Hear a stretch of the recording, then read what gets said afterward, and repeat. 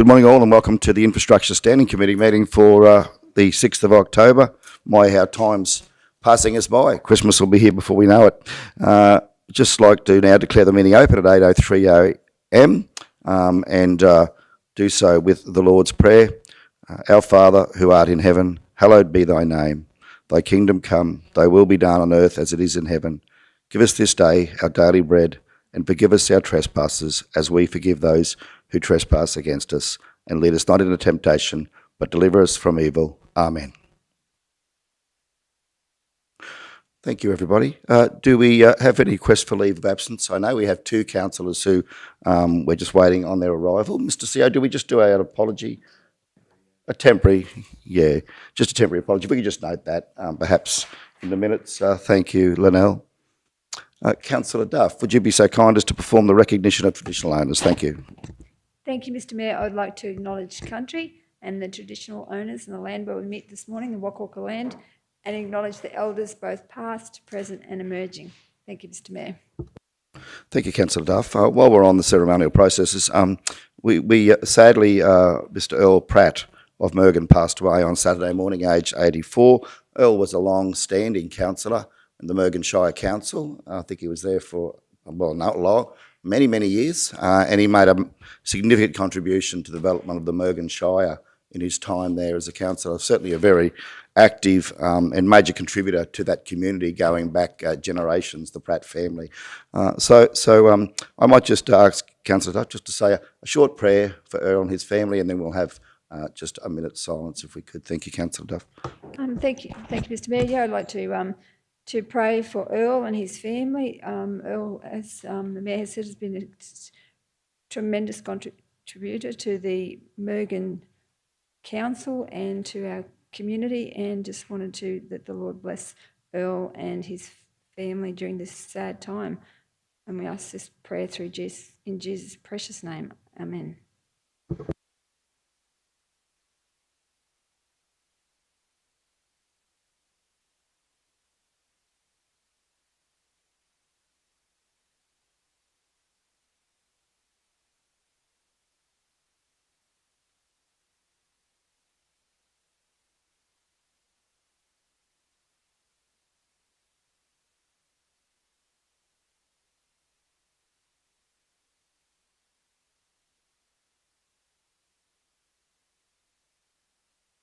Okay, thank you all. Right, do we have any disclosures in relation to declarable or prescribed conflict of interest in relation to today's agenda, councillors? No? We'll move on then, thank you. Item 5.1, minutes of the previous meeting held on the 1st of September 2021. Minutes can be found at page 5. Which one, Mark? Oh, we did the traditional owners? Yeah, we did, yes. Oh, we did? Yes, we've skipped through fairly quickly. Just note Councillor Shoemaker's arrived. Thank you, Linnell. Yeah, okay, so previous minutes, I'll move that the minutes held on the 1st of September 2021 be received. We have a seconder. Councillor Henson, thank you. Any questions or comments? Discussion on the minutes? If not, we'll go to the vote. Those in favour? Okay, carried unanimously. Thank you all. 6.1 is the drains and is at page 18, and I'd now like to welcome Councillor Jones to present his roads and drainage portfolio report.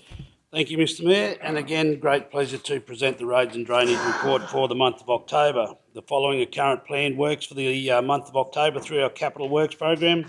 The Blackbutt CBD footpath renewal procurement evaluation currently underway. Hopefully start sometime this month. Elbow Road, Merwood, sealed pavement reconstruction. That'll continue from last month through to this month, hopefully completed. Harris Road, Kingaroy, pavement rehabilitation currently under design, and that will be a major improvement for the traffic that go through that area there. It is getting busier by the day. Kingaroy Transformation Project, the Kingaroy CBD upgrade is continuing on and will hopefully be completed in 12 months' time. That's where we're looking, and everything's on schedule. It's good to see that the men and women out there are doing a wonderful job and much appreciated in the community. Springs Road at Chelmsford, sealed pavement reconstruction. That'll start this month and complete in November. Weckers Road, Rurulan, sealed pavement reconstruction, also October through to November. Wandai Industrial Estate, pavement rehabilitation and upgrade. That'll start this month and can be completed in November. And that also will be a major improvement through our industrial area there for the Wandai people and the businesses down there.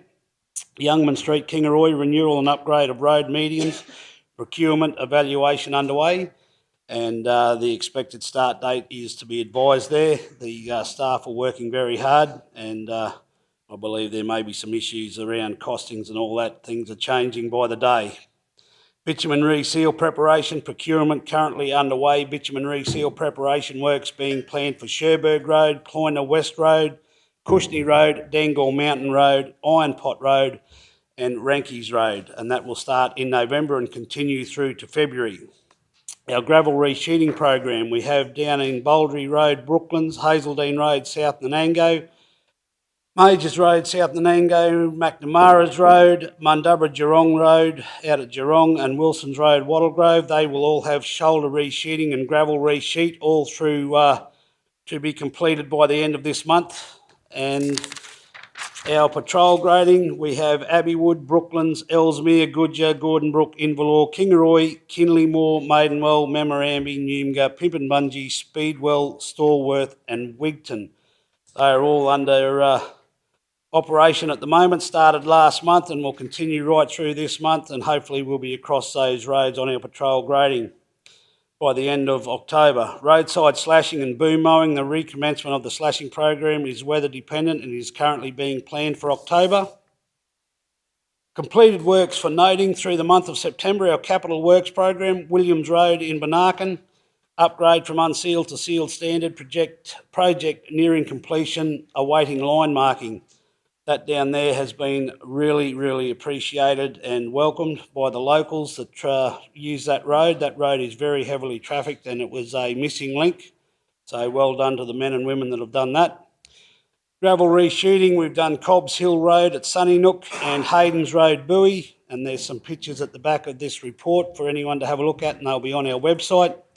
Our patrol grading that's been done, we've been across Bonaire, Buoy, Brooklands, Chelmsford, Ellesmere, Highsville, Inverlour, Cumbia, Oakland, Proston, South Nanango, Speedwell, Tabinga, Wattlegrove, Wengenville and Wandai. That's just to name a few. So we've been right across the region there, some good work happening. We've also been down at Warrulan and Wyalla. Roadside slashing, we've been to Abbeywood, Boondooma, Braguda, Crownthorpe, Highsville, Kinleymore, Mergen, Oakenden, Speedwell, Stallworth, Tablelands, Abbeywood and Boondooma. Our infrastructure works, customer requests year to date. You've got a graph there that's visible for everybody. We've had some drainage people or complaints or requests. 19, 39 received in total, or 49 received in total. There's been a total received of 729 for customer requests for this year, and that includes roads, signage, street furniture, telecommunications, toilets, just to name a few. So our patrol grading at the moment for the financial year, we've done 145 kilometres that have been completed. We still have 1,303 to go. So our total network that we have to get across is 1,448 kilometres for the year. And on the infrastructure series, the Hayden's Road Buoy, Council has recently undertaken gravel resheeting works on Hayden's Road in Kingaroy. These works are undertaken as part of Council's Capital Gravel Resheet program. The project was fully funded through the Federal Government's Road to Recovery. We've received exceptional feedback, received extending gratitude to our crews for the standard of works that were undertaken on this road. Gravel resheeting is in the process of applying a layer of gravel to a section of unsealed road. The steps in gravel resheeting are tining, loosening the existing surface, spreading the new gravel and compaction. The reason that we gravel resheet is to ensure the road holds its shape and extend the life of the road. You can see there that the before and after shots, and that Hayden's Road, I've had chats about that since 2016, Mr Mayor. To see that in that shape is absolutely fantastic. And again, I've got to commend the men and women out there on the job, out on the roads. Starting to get into the hot weather, but they are doing an exceptional job. We had a bit of rain over the weekend, and I'm happy to say that the roads that we have been across have held up quite well, and there's some works that need to be done, There's some washouts and roads deteriorating, but our crews are getting across and doing the best they possibly can. And in regards to potholes, they're doing a great job trying to stay on top of all that. We're working through new processes and hopefully we can continue to get on top of these potholes. But I do again ask the community to be a little bit patient because we have 2 trucks, one's been down for a little while, and it is difficult. When the wet weather comes, potholes increase dramatically. So I must congratulate our staff, both inside and outside, men and women, that are doing the very best they possibly can to service our community and our ratepayers. So, Mr Mayor, on that, I would like to move that my roads and drainage portfolio for the month of October be received. Thank you. Yeah, thanks, Councillor Jones. Do we have a seconder? Councillor Frailer, thank you. Okay, any speakers? Questions? Councillor Duff, thank you. Thank you, Mr Mayor. I'm just wondering, is it possible to do a patrol grade on Darley Crossing Road? As I've noticed that in October, the crew will be in Goodger, and I've had a local resident complaining about Darley Crossing Road.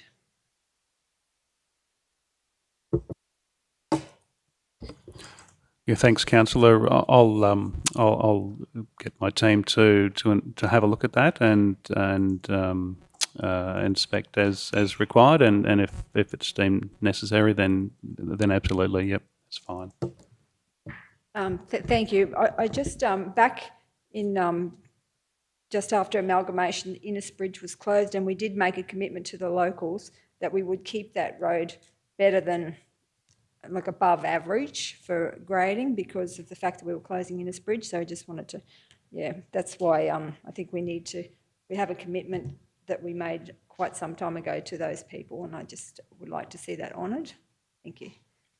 I just have one more question, Mr Mayor. I've had a lady at the bottom end of Whelan Street has put forward a doctor's letter to say that she has a kidney disease and she's got serious medical issues and advocating for the road. And so I just wanted to know if a report can be brought back to the November Standing Committee for options for grading of Whelan Street. Yeah, General Manager, thank you. Yeah, yes, Mayor and Council. Certainly, did you meet? Yeah, November Standing Committee? Yes, Council? the November Standing Committee. Yep, no trouble at all. Thank you, General Manager. Thank you. I'm really happy about that. I've also had the locals are very passionate about getting the road graded, and they've also this former CEO of Wondai Shire Council has actually also put forward a case to say that back in the old days it used to be graded. So I'll send all that through that I've been provided with. Thank you. Thank you, Councillor. Okay, Councillor Shoemaker. Yes, thank you. And my apologies to the chamber for being 7 minutes late. As I had expressed to my colleagues, I cannot drop my children at school before 8 o'clock. So supervision starts at 8. So I think I did all right to get here in 7 minutes. But thank you, Mr Mayor, for starting the meeting without me. Now, I just wanted a couple of questions. So in relation to the Blackbutt CBD works, it's fabulous to hear they're starting. I was certainly in Blackbutt on Sunday, spoke to the public, and it's great to see the streets so busy with cyclists. I know it's much needed. Just wondered what the process is for keeping council informed about the works. Like, will we get regular updates through Councillor Jones's report? My other question was in relation to the graphs. I'm so excited to see those actually starting to come through this report. Thank you very much to the team. The unsealed roads patrol grading graph on page 23.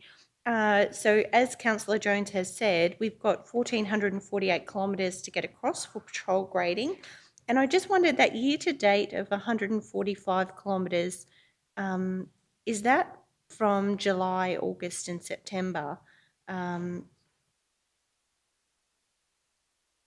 Is it just a month or this financial year? Yeah.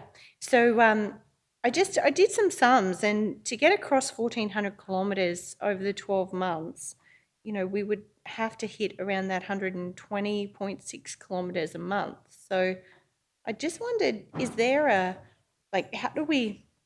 do we have a target for each month, or is there a reason why we've only achieved 145 for the first 3 months for the first quarter. Thank you, Councillor. This is the first time we've run this particular pie graph, and I'll double check the figures, but that's certainly the expectation that this is what we've achieved this financial year, and typically you would find that over the 12-month period you would get a 1/12 each month on average. And that certainly does show that it's under what perhaps we might expect. Happy to go back and just double check that. Yes, please. Just would really like to understand, make sure that we're actually covering enough patrol grading, like to actually meet that target by the end of the year. So I understand the program might shift and change in some months due to weather and whatever else. We may not be able to achieve, a certain number of kilometres, but just, really want to understand the resourcing for that area and ensuring that we've actually set the target of 1,400 kilometres and we'll be able to achieve that over the 12 months. And just my final question, just with the Williams Road project, because that was such a certainly a great project, and I just had a note. I'd really like to understand the approximate costings for that project, and if the project was actually delivered on budget, or if we need to do, just to understand. I'm trying to understand what are the costs to actually upgrade a road like that from unsealed to sealed standard, so that when more requests for these come through, I've got a clear understanding in terms of what it actually costs. And I'm mindful of the changes in construction costs as well. So just, would like an update on that one. Thanks, Councillor. That's fine. We'll provide some additional information in next month's standing committee report. In terms of black butt reporting, we'll provide additional information in our monthly reports. Probably not to the extent of the KTP, but certainly enough information to get an understanding about how we're progressing. Just a word, a note regarding black butt, and probably more generally the prices that we're getting from contractors, and black butt's a recent example where the actual budget's under quite a bit of pressure. What we're finding is a demand in construction activity. Contractors seem to be a little bit more selective in the projects that they're taking on. With black butt, for example, we opened that up to the local buy vendor panel as well as the council Felix procurement. 28 contractors opened up the offer, and ultimately we received only 3 formal prices. And again, what we're seeing is those prices are putting a lot of the pressure on the budgets. And so we'll be presenting a report at the general meeting just to provide a little bit more update for black butt. With the pie graphs, this is as I said before, this is our first time we put those in. We want to do one for slashing and provide some additional infographics for councillors, trying to make information as easy as possible to make it just something that councillors can take away and easily understand. Thank you, Councillor. Thanks, Manager. That's excellent. Certainly a very good initiative, as Councillor's indicated, and sure that those statistics will come into line fairly quickly with where that should be trending at. Yeah. Just in terms of, just wanted to acknowledge the work that's done on Hayden's Road. As Councillor Jones has said, there's been a lot of great feedback out there from the community. I think they're very grateful for the quality of work that's been undertaken. If that could be passed through to the staff on the ground, they've got a very happy road users network out on Hayden's Road at the moment as a result of the work. I've heard that back from a number of people, so thank you. Just in terms of Youngman Street medians, procurement evaluations happening at the moment, so I'd expect Acting GM will get a report back on that at some stage in the future, just in terms of how that procurement's gone and how that process is tracking moving forward. Look forward to that coming back, Manager, at the next meeting or the following meeting when that process is finished. Yep, we can certainly provide some information. That's another project where the budget is under a lot of pressure with the prices that we've received back. So, and that seems to be where we're at this particular time with the construction industry. Thanks, General Manager. I think everyone in the chamber is well aware that, and thanks for highlighting it today, that construction costs, the costs of materials and services in the construction sector broadly, including civil construction, have gone up significantly since we've seen the demand that's happening across the country for those services, and the shortage of supply as a result of COVID. And of course, we all understand that we will need to consider some capital expenditure budget revisions as part of that process, I would expect, moving forward on different projects. Could be on Blackbutt, could be on other projects that we have to consider. So certainly I think Council's door is open to consideration of that, because we all fully understand that you blokes are under pressure, you men and women are under pressure to deliver with the budget that was set before these price increases. So certainly look forward to having that information come forward so we can consider that fairly. We'll go to Councillor Jones to wrap up. Thanks, Councillor Jones. Thanks, Mr Mayor. I just want to very, very happy to hear those comments from yourself in regards to this, because we've been having conversations, and I haven't said anything yet. The staff have been working very hard to try and work something out in Blackbutt. I've known for a week or so now that we've been under pressure down there because of that spending, and I did highlight it a couple of weeks ago that we may need more money in Blackbutt, we may need more money in Cumbria, we may need more in the QE2 Park in Mergen, and it's simply because of the demands on the tradies and everything else and the equipment that we need. The prices have just gone absolutely ridiculous. So that was what I was alluding to the other day, and I haven't said anything to my fellow colleagues because I was waiting for reports to come back as far as costings and all that, and the guys, men and women, that have just about got Blackbutt sorted in regards to where we need to go to complete the project, and I think we need to take it into consideration when we're doing Mergen, we're doing Cumbria. I think we're out at Cumbria yesterday, and some of the feedback there, well, it was all positive, but knowing what's going on in Blackbutt, knowing what we're trying to produce in Cumbria, knowing what we're trying to get in Mergen and all the other jobs that we're going to do across our region, and that I just wanted to endorse again. That's why I highlighted a couple of weeks ago when at the meeting, I said we need to make sure that we fund the ones that we've committed to already properly and then work it out from there. But happy to hear those words, Mr Mayor, and again, these men and women are working very tirelessly behind the scenes, and again, the median strips in Youngman Street is another example. It is just absolutely crazy, the prices and that are coming back in for them, and it's making it very difficult for where we thought we were going to go to where we're going to end up. So, yeah. Thank you, Councillor Jones. I am going to move on, Councillor Shoemaker. There'll be more discussion at 6.9 on roads, so we can bring those issues back again there. We've got a fair bit to get through. Thank you, Council. So let's go to the vote on that. Those in favour?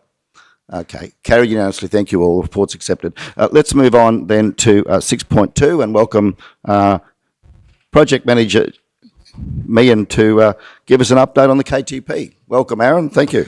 Yeah, good morning, Mr Mayor, councillors. September was a very good month. I had 3 weeks off and the Panthers won the grand final, so it's been good. Just with that, I'm mindful of councillors' time. I'll just give a quick update. I do have the report after this to talk about the silky oak tree, and I think that's probably the main one for this morning. Our progress has been very, very good on KTP over the last month. We're probably about 4 weeks ahead of schedule now on Alfred Street, so we have come out very, very strongly through there. At the moment on Haley Street, we're probably tracking about 2 weeks ahead of schedule. We are looking to basically get down to the traffic lights before Christmas. At this stage, we have reopened the road in Alfred Street. Our crews are doing minor tidy up work through there at the moment. There's landscape going in there this week and next week. The mulch on the trees will be due to hopefully start next week as well. We've gone to a local supplier to get hoop pine. The irrigation systems have been installed between parks and the water and sewage staff, so all of that is operating quite well. It's actually nice to see all the crews working together. It really is. I love seeing different crews within council getting in there, and like the irrigation system was actually installed by the Mergen Water and Sewage team. So we've got a bit of variety, and it just gives people an interest in the project, and it's good to see that cooperation. So just scroll down for us, please, Lynelle. There's our parks team. I think there's about 11 of them working on the corner, putting in the trees. So we've seen a lot of those trees being installed in our landscaping through there. I'm going to invite Tim up just at the end there, if I may, just to talk about the water main cut in. I was talking to Councillor Shoemaker yesterday, and I often give the the contractors and parks a plug. The water and sewerage probably have had their most complex bit of work in my time at council, so I'll get Tim to talk about that towards the end to talk through that. Obviously, we're up in Haley Street there at the moment. We're working on both sides of the road. Haley Street has not been without its challenges. It is very, very tight there for services. We have major Telstra, we have stormwater, we have lots and lots of services on the northern side. We've also had some access issues with businesses, which we're working through as well, and we'll continue to engage with those businesses on a daily basis. Yeah, the team was out there yesterday. They did multiple trips to talk about some access issues to try and make sure that we can minimise our impact as much as possible.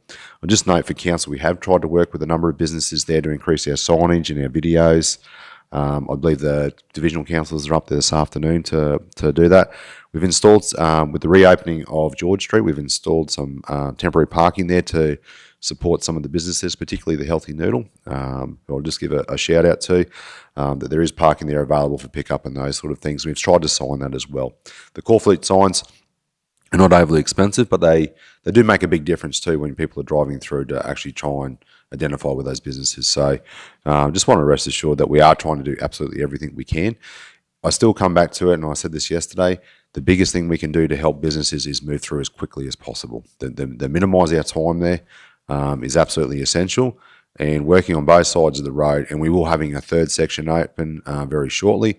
So currently we're up where almost level with Rain and Horn. We will be going towards the traffic lights starting next week. So we are moving through very, very quickly, but we are very much working to having Haley Street and Alfred Street roadworks completed in the last week of November. And essentially what we would like to do is be doing minimum works in the December CBD, unless the businesses otherwise, if we've got a footpath that they wish us to pour or something like that, we'll have those discussions ongoing. So the crew is working very, very hard. We did a number of driveways on the weekend, through the long weekend as well. Our team has worked with the councillors in partnership, particularly with Tyre Power, to get some access outcomes there. That was poured in CCS colour concrete on Saturday morning. They actually started at 3 a.m. Obviously, they wanted to go and watch the footy on Sunday, but we needed 3 days for that concrete to go off so that it can be vehically loaded. So they actually worked in the rain and the storm Friday night to set that up. So, and it's not just our staff, it is local contractors and other contractors as well who are giving up their weekends to come in and do that. So a big shout out to all of our team on the ground down there. I'll just scroll down. Lynelle, I'll get Tim to come up and talk about his water main in a second. I don't do it justice. All I know was that we had to take a delay for a week, and when I pushed the issue, I got told how dangerous that could be for councils and its water main network. So I'll just go down, Lynelle, if you may. I'll just talk through the budget and progress, and I'll get Tim to talk about that. Obviously, just there, we're basically making good progress through Alfred Street. We essentially have got minimal works to go on contract 6, which is basically surfacing and lights and aesthetics. And when I say minimal works, it's still high value works, but it's works that we'll be doing in the new year.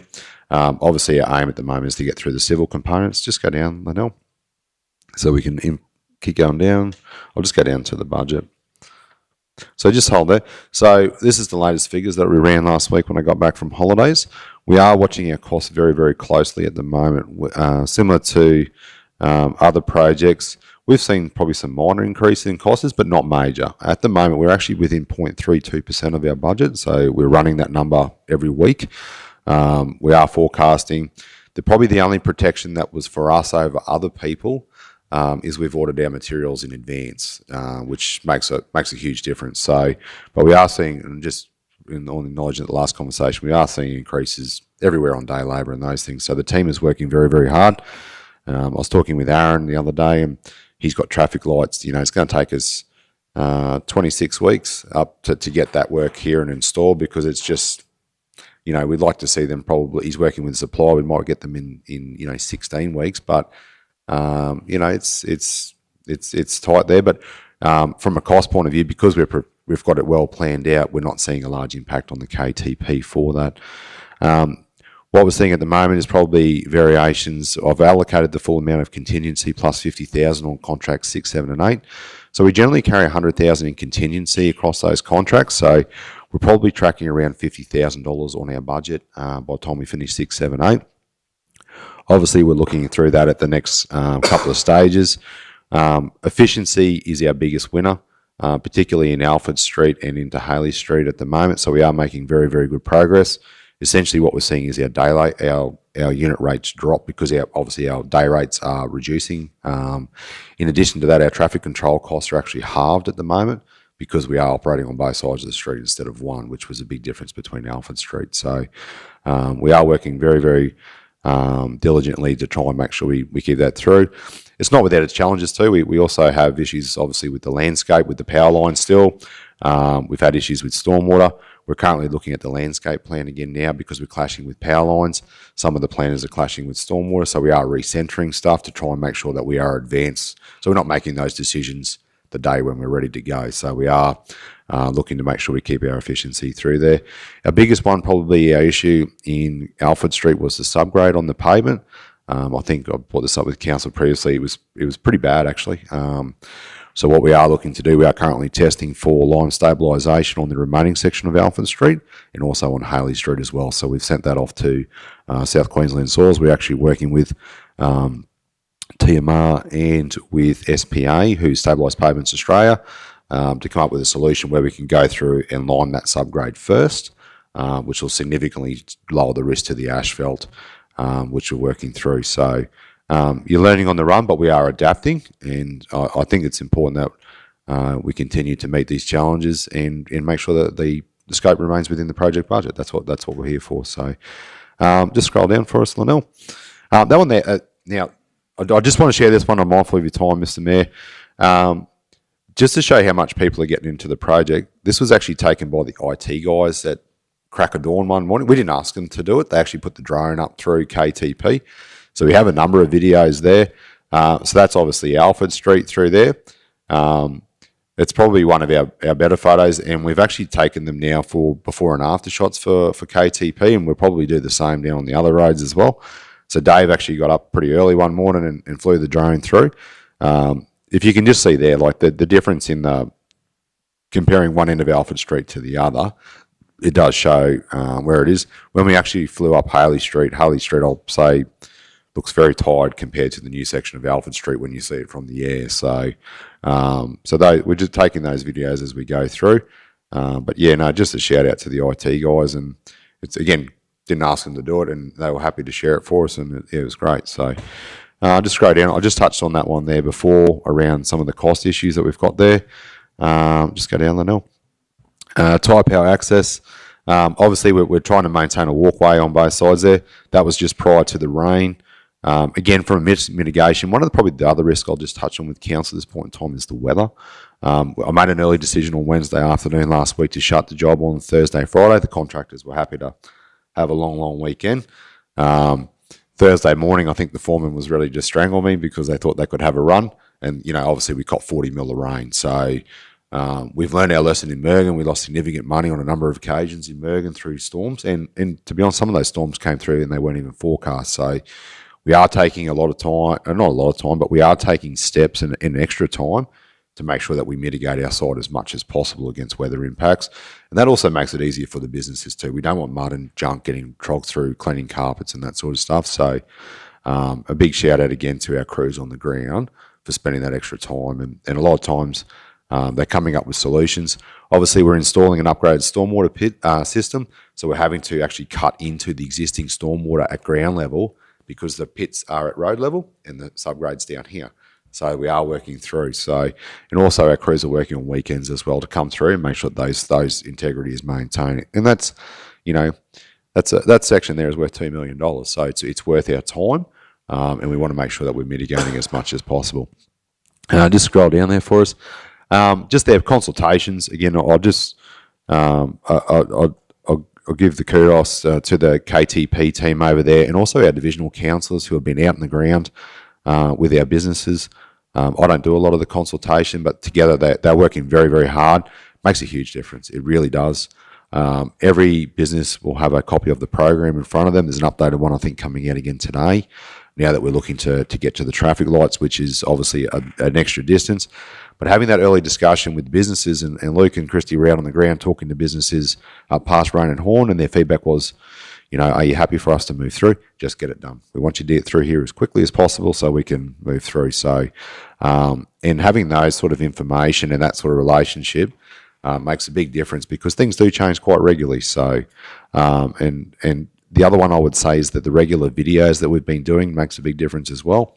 Not only does it promote where the businesses is, and one of the things that we learn in Alfred Street is that we need to support them more as we construct, but also it allows the community to understand the project and some of the challenges and how they can support those businesses. So if I can just give a shout out to the businesses, their support has been very, very good, and also encourage people to continue to support those businesses through construction. This is the time to be doing it. So with that, I might just hand to Tim just to talk about the water main real quick, Mr. Mayor, and then that would be me before the tree. Thank you, Mr. Mayor. Just briefly, I know we're short of time today. The water main cutover in Harley Street, believe it or not, that planning for that actually started about 2 years ago. Council will recall that we did extensive weekend works doing valve replacements in the CBD area. We copped a fair bit of flack over that, but that was actually the extent of where we started, because we knew this job was coming up regardless of the KTP. We had to actually replace that main. It's the single biggest risk that council has ever had in respect to water supply, because it's the main, at 450 mil main, comes off the Harley Street pump station. So we've had to do the cutover. The immediate job for the weekend started on the Sunday. We had to fill up our reserves, and then we did them in stage cut-ins. So I wasn't actually here for the job. I was on holidays, but Adam is very well versed in doing this sort of work, and all I can say is it's credit to all our staff. It was brilliant.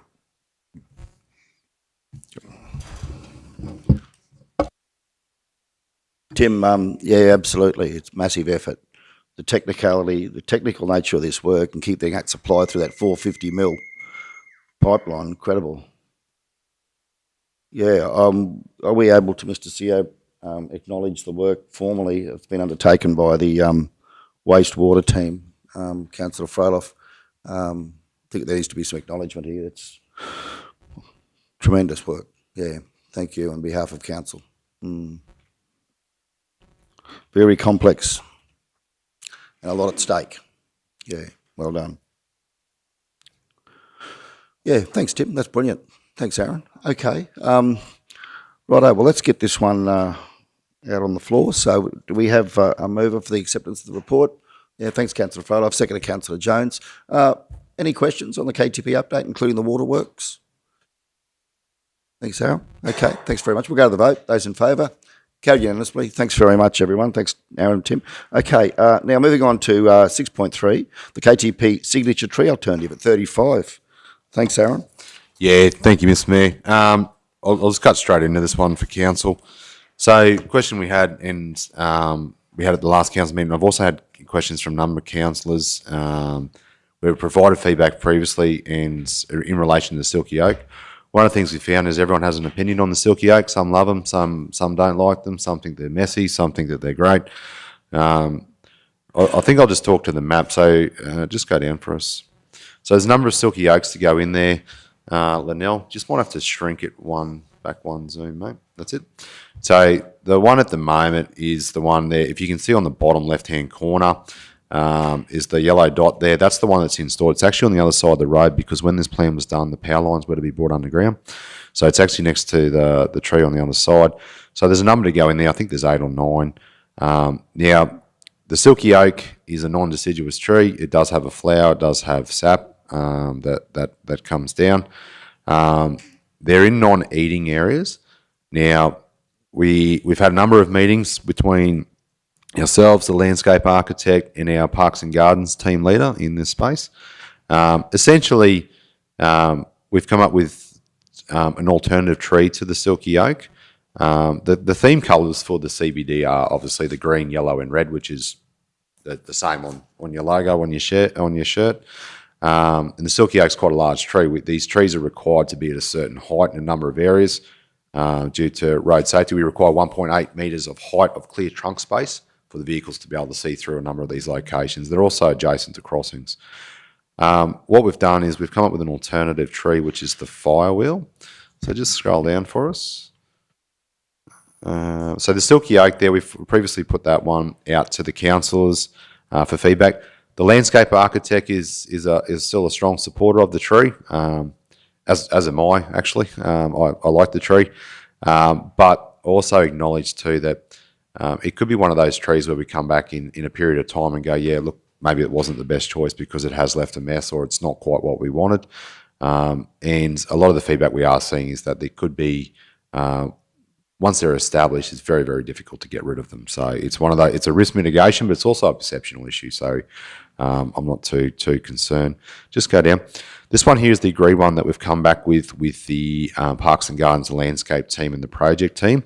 It's called the Firewheel. We looked at this tree and the white oak, which is on the next page. The white oak that we looked at is currently in blackbutt, but it is actually declared as a pest now in Brisbane.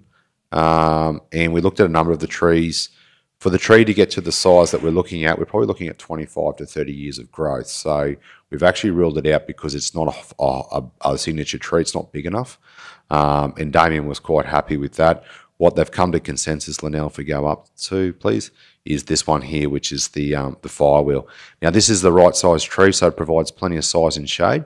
It's green and red. It is a non-deciduous tree, so it is an evergreen. It just has a red flower on it through summer. So it will flower at the same time as the other ones there.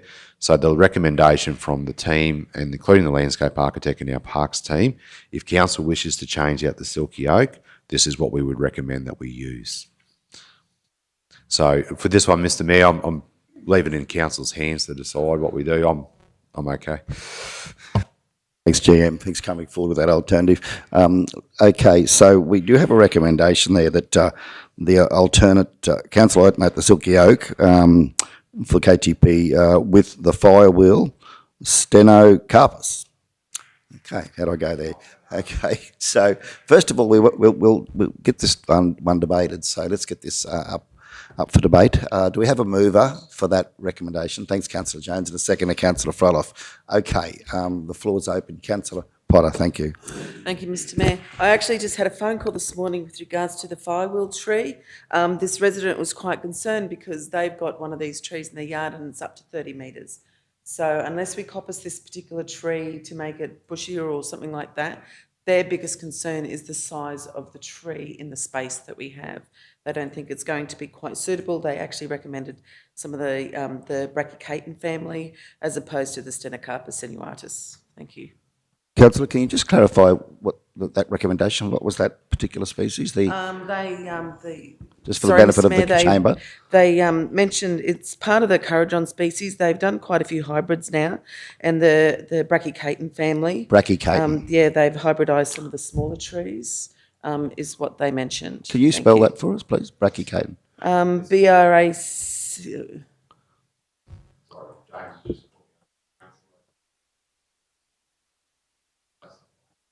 Oh, that's the flame tree.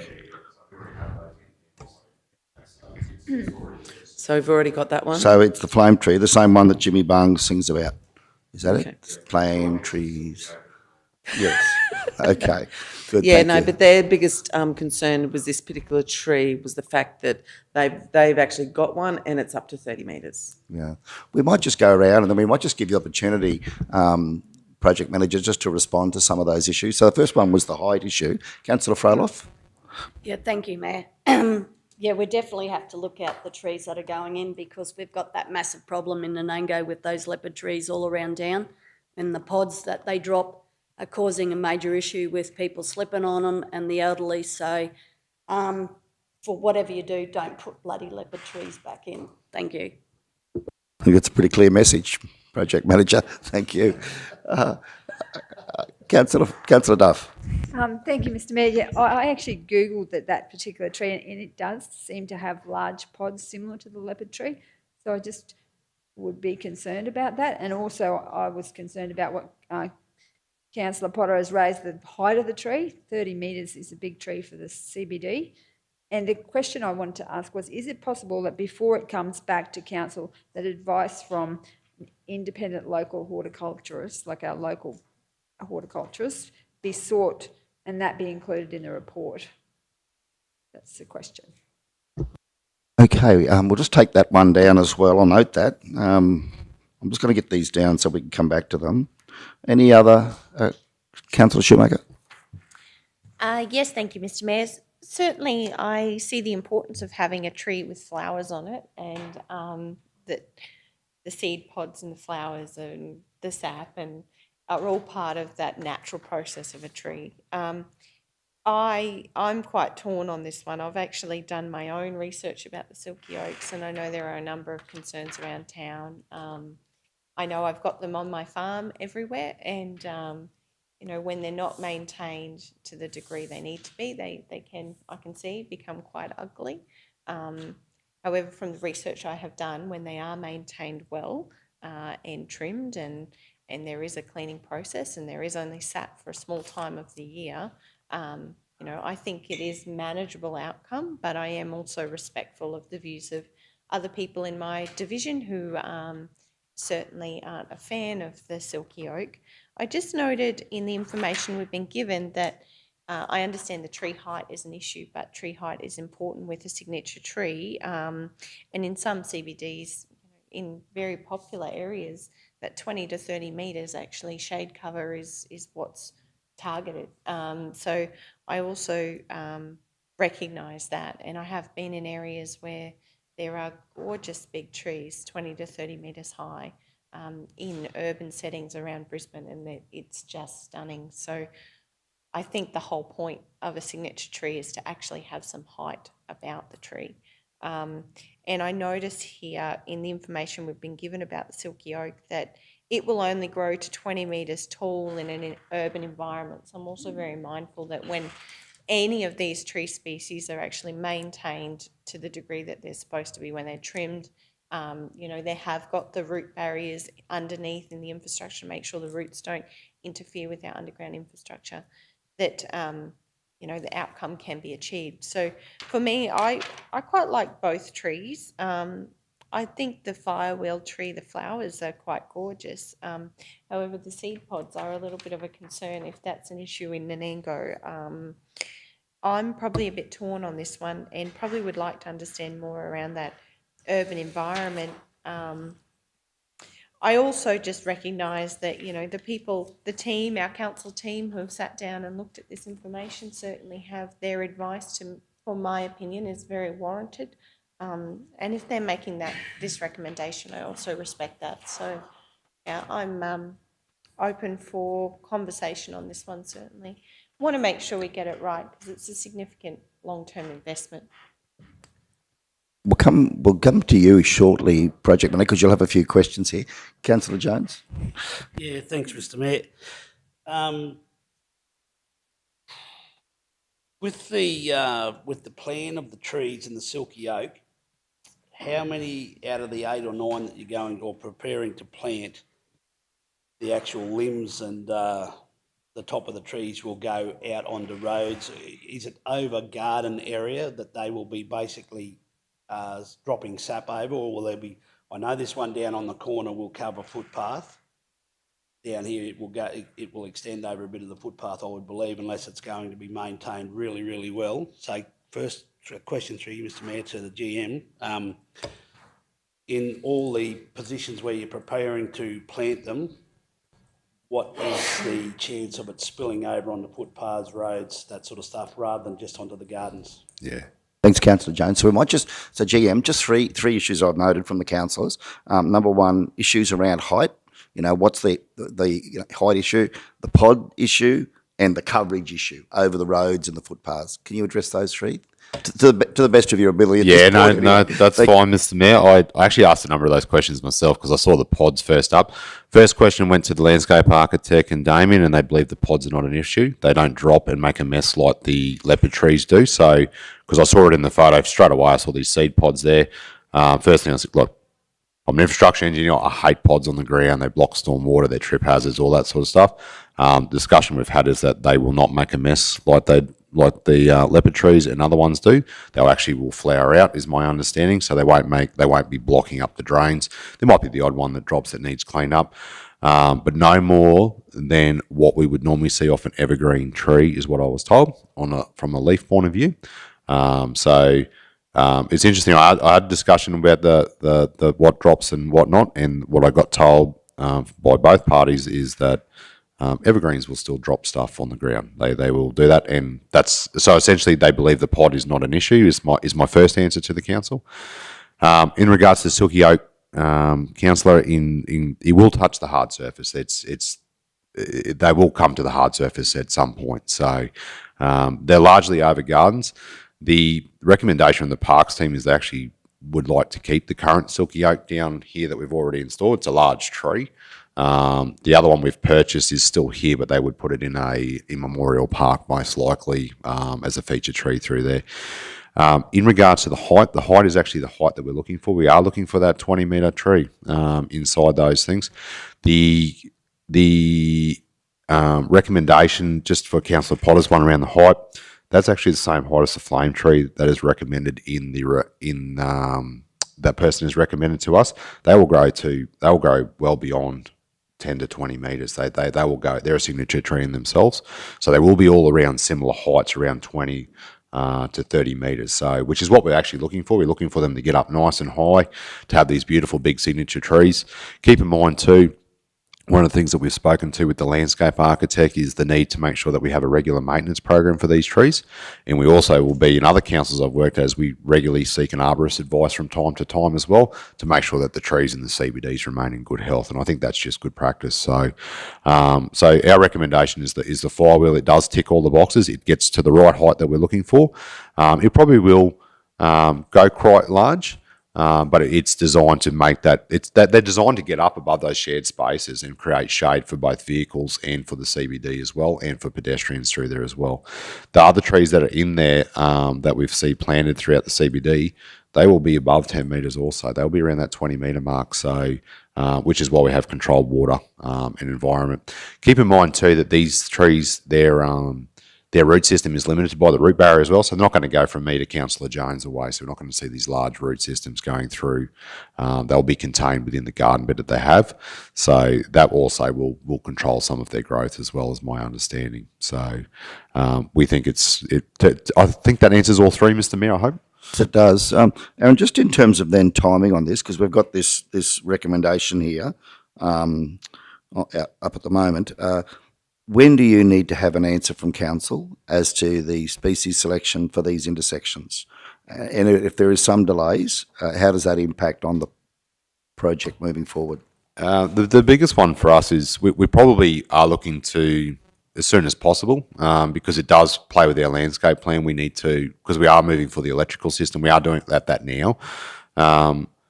Essentially, we would be looking for an answer by the general. So if council wants me to bring back further information, I can put a revised report to the general, I think, CEO, so if I need to update the report, I'm happy to do so if there's a few questions in relation to that. But we are looking for that answer ASAP, because we need to know where the trees are going so we can watch for the power lines as we amend them. We certainly have the capacity committee to refer this on to the general, as we've done with some other matters in committee. Would it be something to consider where, just hearing some of the conversation, perhaps you wanted to have a workshop to look at some alternative species to get some more information? Just wanted to get a mood of the committee, or do you want to go straight to the ordinary without having a workshop? Councillor Duff's talked about maybe getting some independent advice, maybe getting some of the Parks and Gardens guys to come in, a presentation from the landscape architect.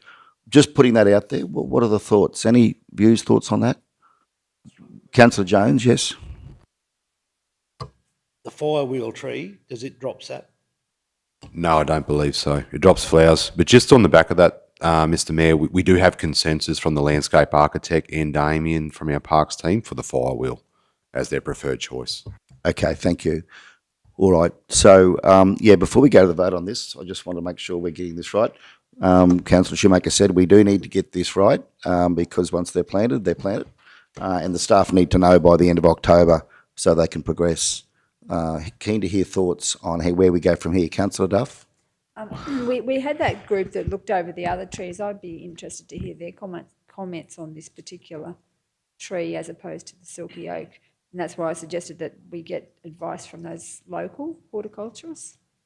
How does council feel then at this stage? We could proceed with this recommendation. It'll come to the ordinary. Would it be possible then, Project Manager, to get, with the report that comes to the ordinary meeting, some additional input from some local horticulturists that understand the local landscape, in addition to the Parks and Gardens guys, of course? Yeah, Is that something we could build into the report? Mr Mayor, if you're happy, I'm happy to give an updated report, maybe go and have a chat with Chris Bunker prior to that, if that was suitable for the council or an alternative, or someone in that space, if that makes council feel comfortable. I know previously Chris is not a fan of the silky oak, so I won't be asking him about that. So, but yeah, I'm happy to do it. If our recommendation is that, and I'm happy to provide just an updated report to that we've just done some consultation maybe with Chris and whoever else Damien can find for us to have a bit of a chat to, if that's okay. If that was suitable, Mr. Thanks, Project Manager. So that being the case, let's go to the vote on this one. In light of what the project manager just said. So we have the recommendation there that we'll, at this stage, alternate, go to the firewheel. Those in favour? Okay. Councillor Duff? So can I just clarify? Sorry, Mr. Mayor. So we go... Yeah, so are we going to get some advice or are we just going to vote on this that we're having those trees? Councillor, you can turn your light off, thank you. So what I'm suggesting, what we're saying here is that the recommendation goes through to the ordinary, if that's the will of the committee, and that a report will come back as an independent report will come back to the general meeting, Project Manager, from some local advice, with some local advice.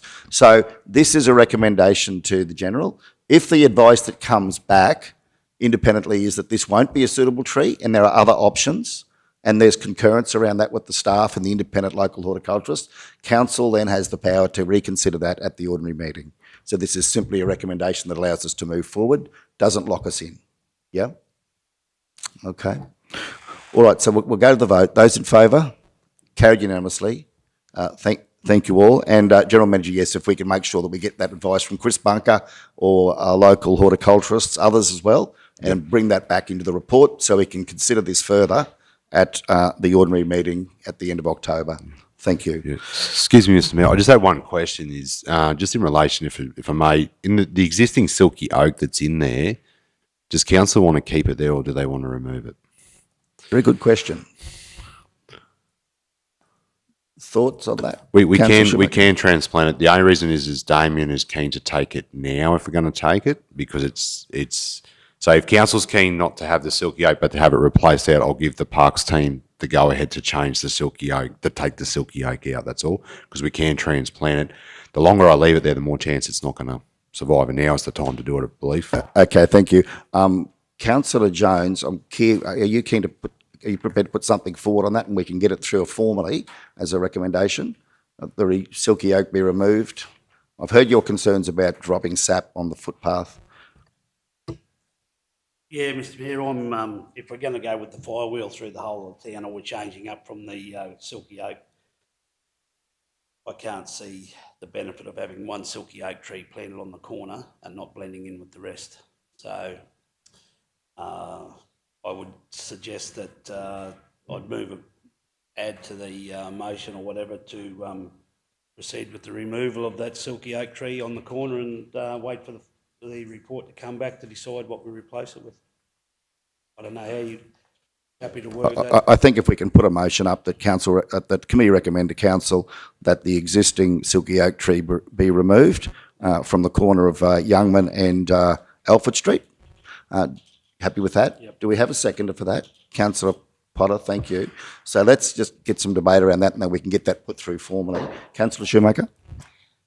Yes, thank you. Just wanted to check the location of that Silky Oak had actually been changed from what it was originally put on the plan, under the advice that it wouldn't be an immediate issue in the new location. I just want to confirm my understanding of that. Yeah, through Mr Mayor, thank you, Councillor. Yeah, I moved it to the other side of the road because it was going to clash with the power line due to its height. So its current location, it will still touch the concrete. The biggest issue for us, if I may, is the councillors, our concern is that you're going to have one Silky Oak in the CBD, and we think it will not fit with the. So, probably where I was going is if council's happy to change the tree out, regardless of what species we choose at the general, I'm keen to take the tree away now because Damien's saying if we can put it in Memorial Park now, while it's in that growing time, it's got more chance to make sure that it is rehomed because it's quite a nice tree. No, it is. Thank you. It is a beautiful tree, and I am mindful, of the costs involved in A, putting it in, and B, taking it out and relocating it. However, if that's the will of the chamber, I will support that proposal to relocate the tree while it will still survive. But yes, I didn't actually have an issue with where it had been selected to be put, all in all, to be honest. Yeah, okay. Mr CEO, do we have to recommend this up to council, a matter of this nature? We do. Okay, so it's there. All right, that's fine. We'll follow due process. Any other speakers before we go to the vote on this one? Councillor Potter? Yeah, just a quick one. Look, the Silky Oak, when we did the community consultations and the conversations we've had with the community since, the Silky Oak was the biggest issue that they had with regards to the KTP projects. So I'll be voting to have this tree removed and to Memorial Park. Thanks. Anything further to add, Councillor Jones, before we go to the vote? You comfortable with that? Okay, let's go to the vote on this. Those in favour? Carried unanimously. Thank you all.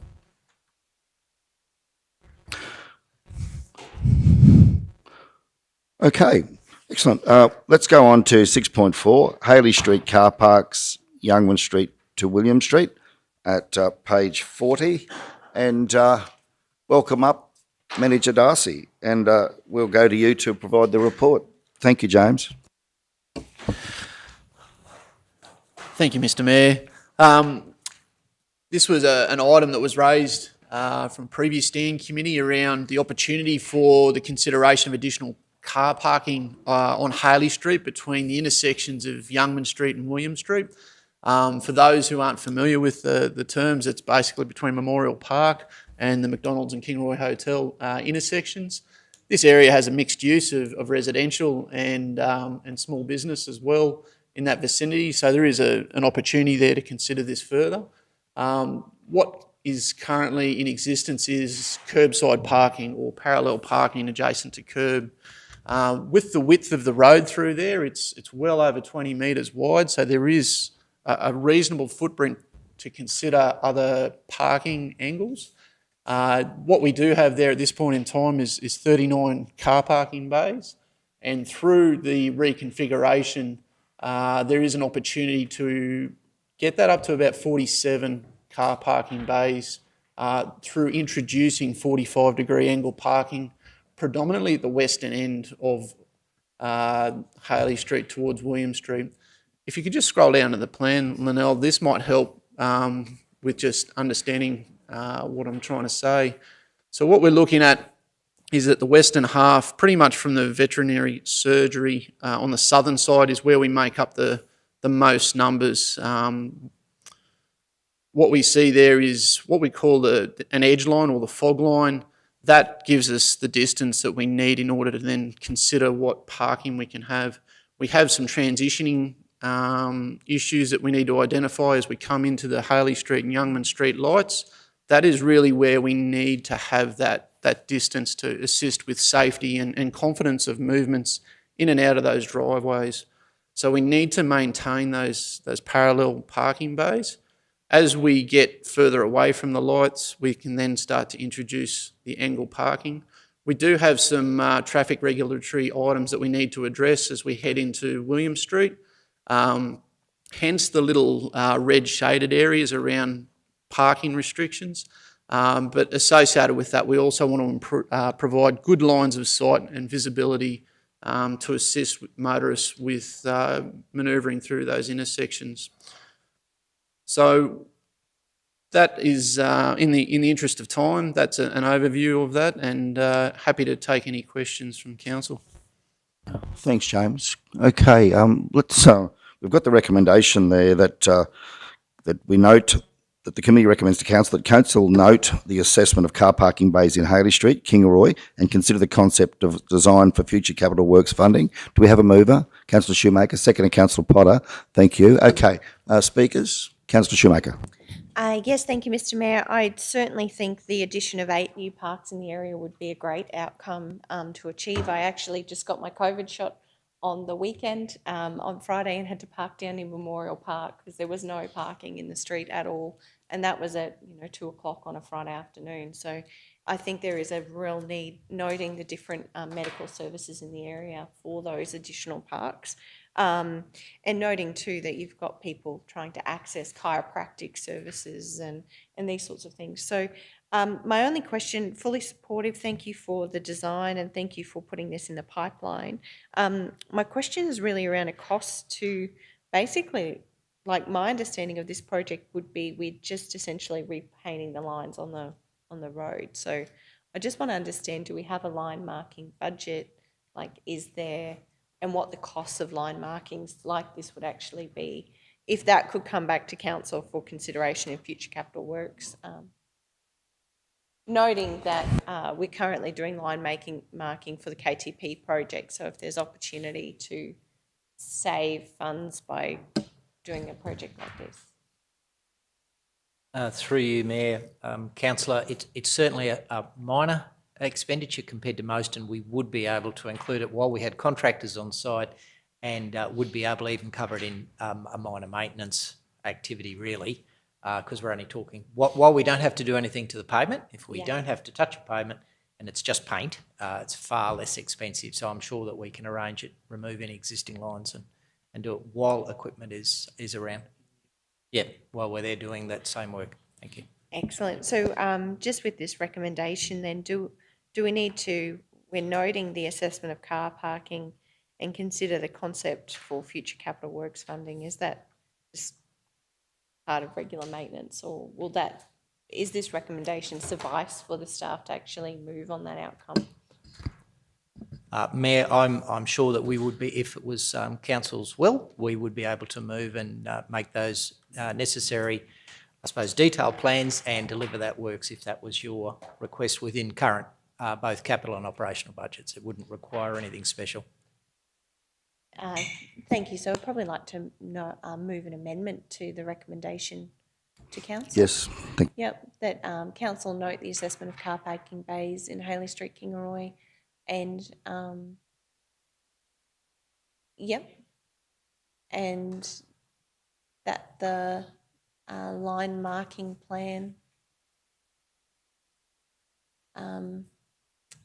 be used to inform maintenance in the area. Something like that. I'd probably follow your advice, but basically we're saying we'd adopt this line marking plan, so when line marking provisions are available and you're doing the work, you can move on this outcome. Mayor, with your permission, we may just amend the existing line mark to comply with the design intent presented. Yep, thank you. So, and that we amend, so after Kingaroy, and that we amend the existing line marking to comply plan, yep.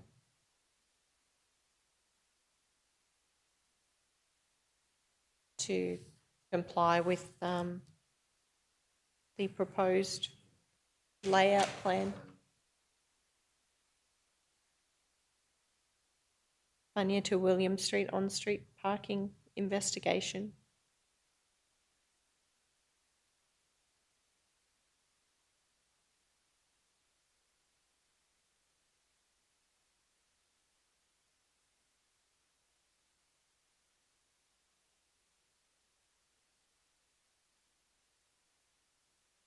Okay, do we need to vote on the amendment, Mr CEO? No, you're happy that that's not of significance? Okay, so we've got that there. Councillor Schumacher, Councillor Potter, you happy to second that? Our understanding is the intent here is that recommending to council that we note the assessment and that we amend the marking plan in accordance with this new plan, and that the staff can then proceed to have that work undertaken when it is efficient to do so based on the allocation of the machinery in the KTP. Councillor Jones. Yeah, Mr Mayor, do we need to put something in there in regards to we want to see this progress? Is there anything there that says that we're happy to endorse the line marking plan that's been presented for funding? Is that clear to state that we want that to go ahead? Or do we need to add something in there to say that we're happy for this to proceed? Amending the existing line marking plan, which is what the current design is, James, but we're saying we're amending that now so that it is going to be, the new plan will be in accordance with what you've presented here today, if council resolves to do so, yeah? That's what the motion is indicating. To my understanding, the committee would make a recommendation to the General Council meeting. I mean, I would be assuming that this report goes up to the General Council meeting and there'd be an opportunity for endorsement through the General Council.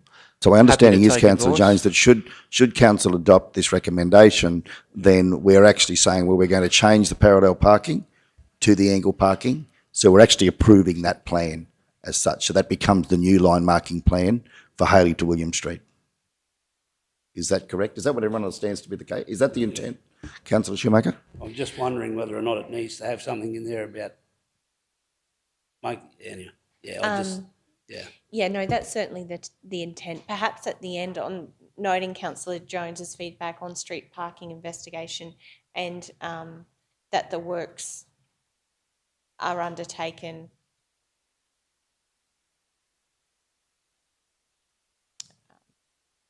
as soon as practicable, or as soon as practicable. Yep, Just mindful we're doing line marking in the area, so if it's something, you know, we've got a budget for line marking, a small budget, so if there's something we can do to have that done, I guess having council's endorsement of the plan so that the team can just move with those works is our goal, I guess. Yes, so certainly, James, is that correct? Yep. So James, I think we all understand the intent is that that goes up to the general, and that at the general we're considering changing the parking so that it's in accordance with this. And once that's approved at the general, that we're giving the go ahead to the team to do the work as soon as practicable. Yeah, everyone clear with that? Okay, so that's good. So we've got that there. Any other speakers? If not, I just want to add one thing in front of the chiropractors, James, on the corner of William and Hayley. There's been a request to perhaps look at some disability parking somewhere there, and perhaps an access ramp. At the moment, there is no access for wheelchairs, so they're having to go around the corner on the road, as you'd be aware, to get into that facility. So whether we can actually build into the scope of works there, just a small access ramp somewhere. I know if we put a disabled park in, it's going to take another park out.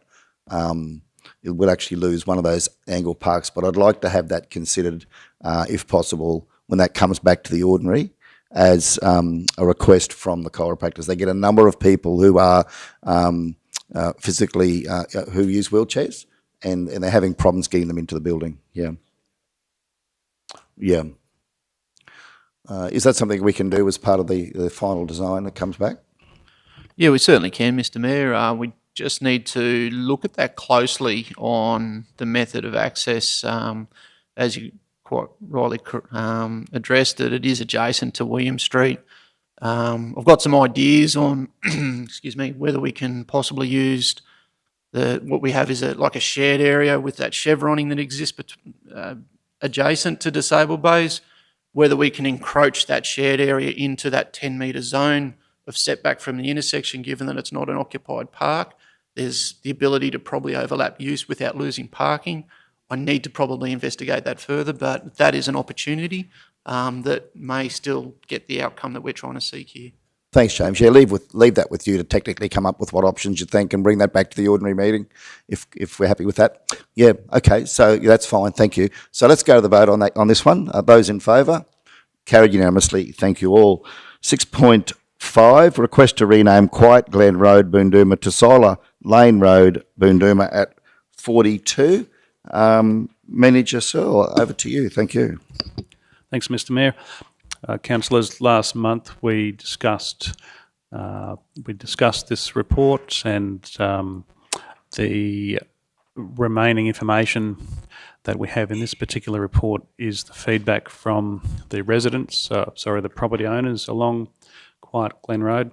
We have received 3 letters back, and all supportive of the name change. The recommendation is to change the name from Quiet Glen Road over to Siler Lane. Probably the only issue that we've found is there is a Siler Road, albeit in another locality, approximately 50 kilometres away from Siler Lane.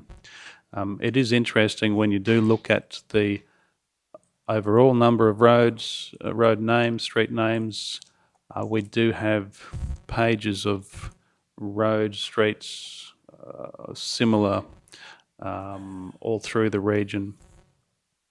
That's probably the only issue, concern that we've had. But on that basis, that we have a number of other roads, lanes, streets, similar nature, that again we would recommend the name change.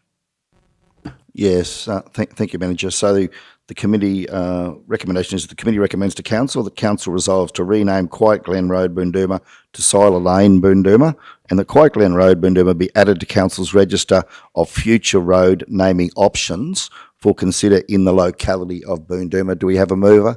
Councillor Duff, thank you. Second, Councillor Potter. Speakers? Questions? Councillor Henson, thank you. Thanks, Mr. Mayor. Just quickly, there was history with this from years gone by, and I'm a great supporter of this going back to Siler's Lane, because in that area, all the settlers from years ago, those roads were named after them. And as our manager Searle has said, Siler's Road is some 50 odd kilometres away and on a completely different road and area back towards Braguda Way. Belogie Way, so I'm very supportive of this. Thank you, Councillor. Okay, Councillor Duff, thank you. Thank you, Mr. Mayor. I agree with Councillor Henson. The Siler family have made a significant contribution to the Boondooma area over a very, very long time, and it's great to have their name recognised in this way. So I'm very, very supportive of this. Thank you. Thank you, Councillor Schumacher. Yes, thank you. I certainly don't have an issue with the name change, recognise the contribution of the Siler family. My only question was just in relation to the written feedback. It says we received 3 responses. I just wondered how many letters we'd actually sent out. I believe there were 4 or 5. Okay. No, that's great. Thank you. Okay, any further speakers? Councillor Duff, right of reply to wrap up? Nothing further. We'll go to the vote. Those in favour? Carried unanimously. Thank you all. 6.6 at 46. This is Safe ST funding nominations.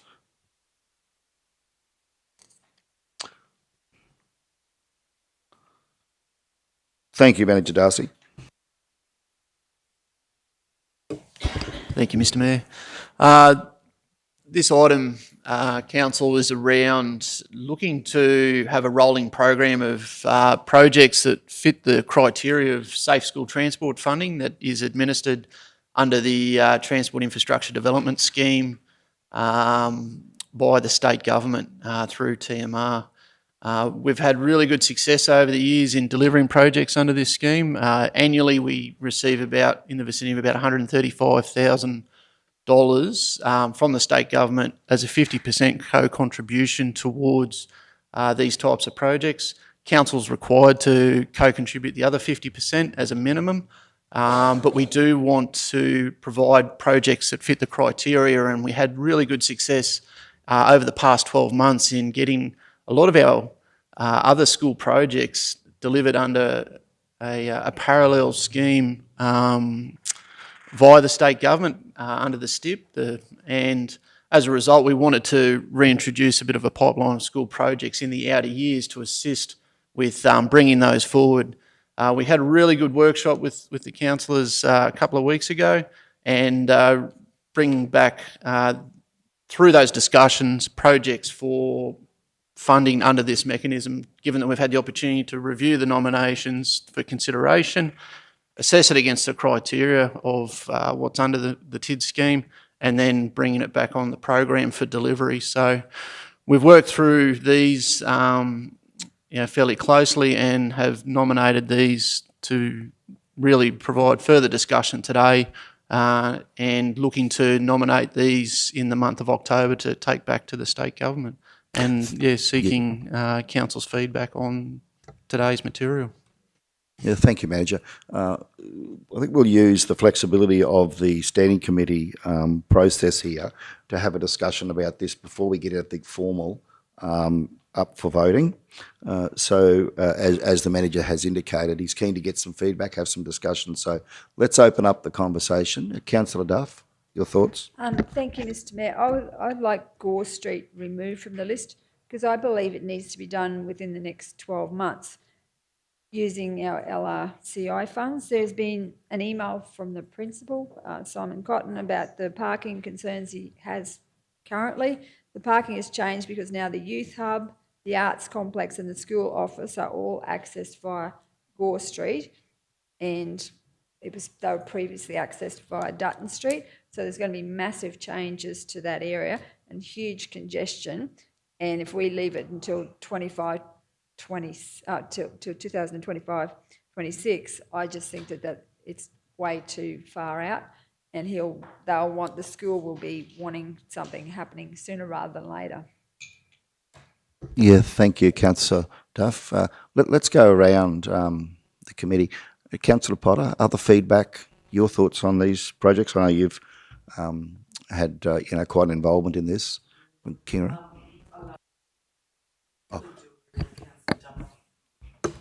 Sorry, Mr Mayor. Look, I do agree with Councillor Duff with regards to the Gore Street.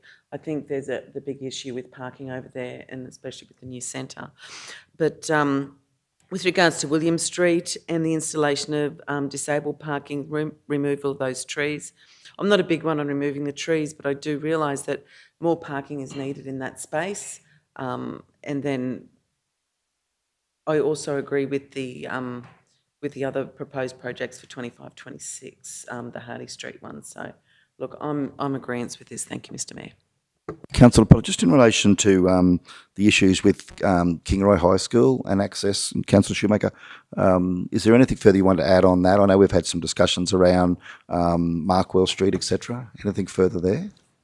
I'm going to buy myself a flak jacket and a helmet and go and stand at the Kingaroy High School roundabout at the end of Markwell Street one day, and just to see how it goes. But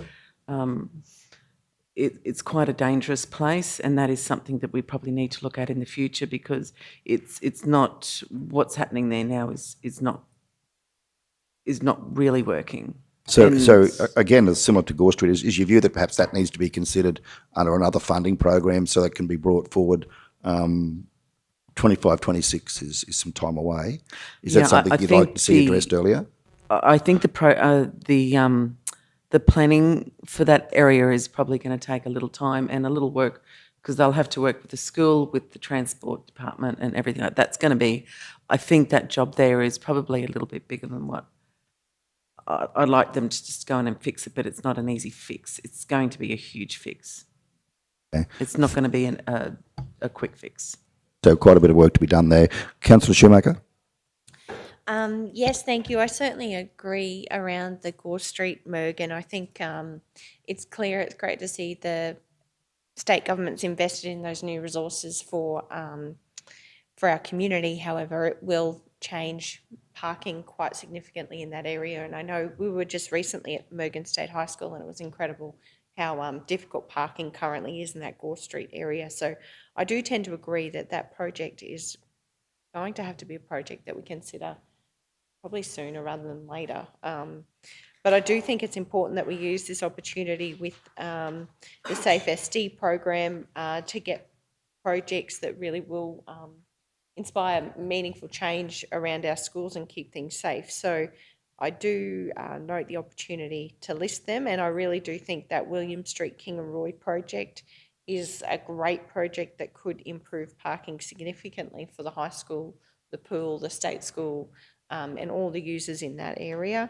The Kent Street is a simple stretch that really is the only unsealed stretch linking up St Mary's School, and I have been and had a look at that myself, and I do think that's an important project, a footpath project.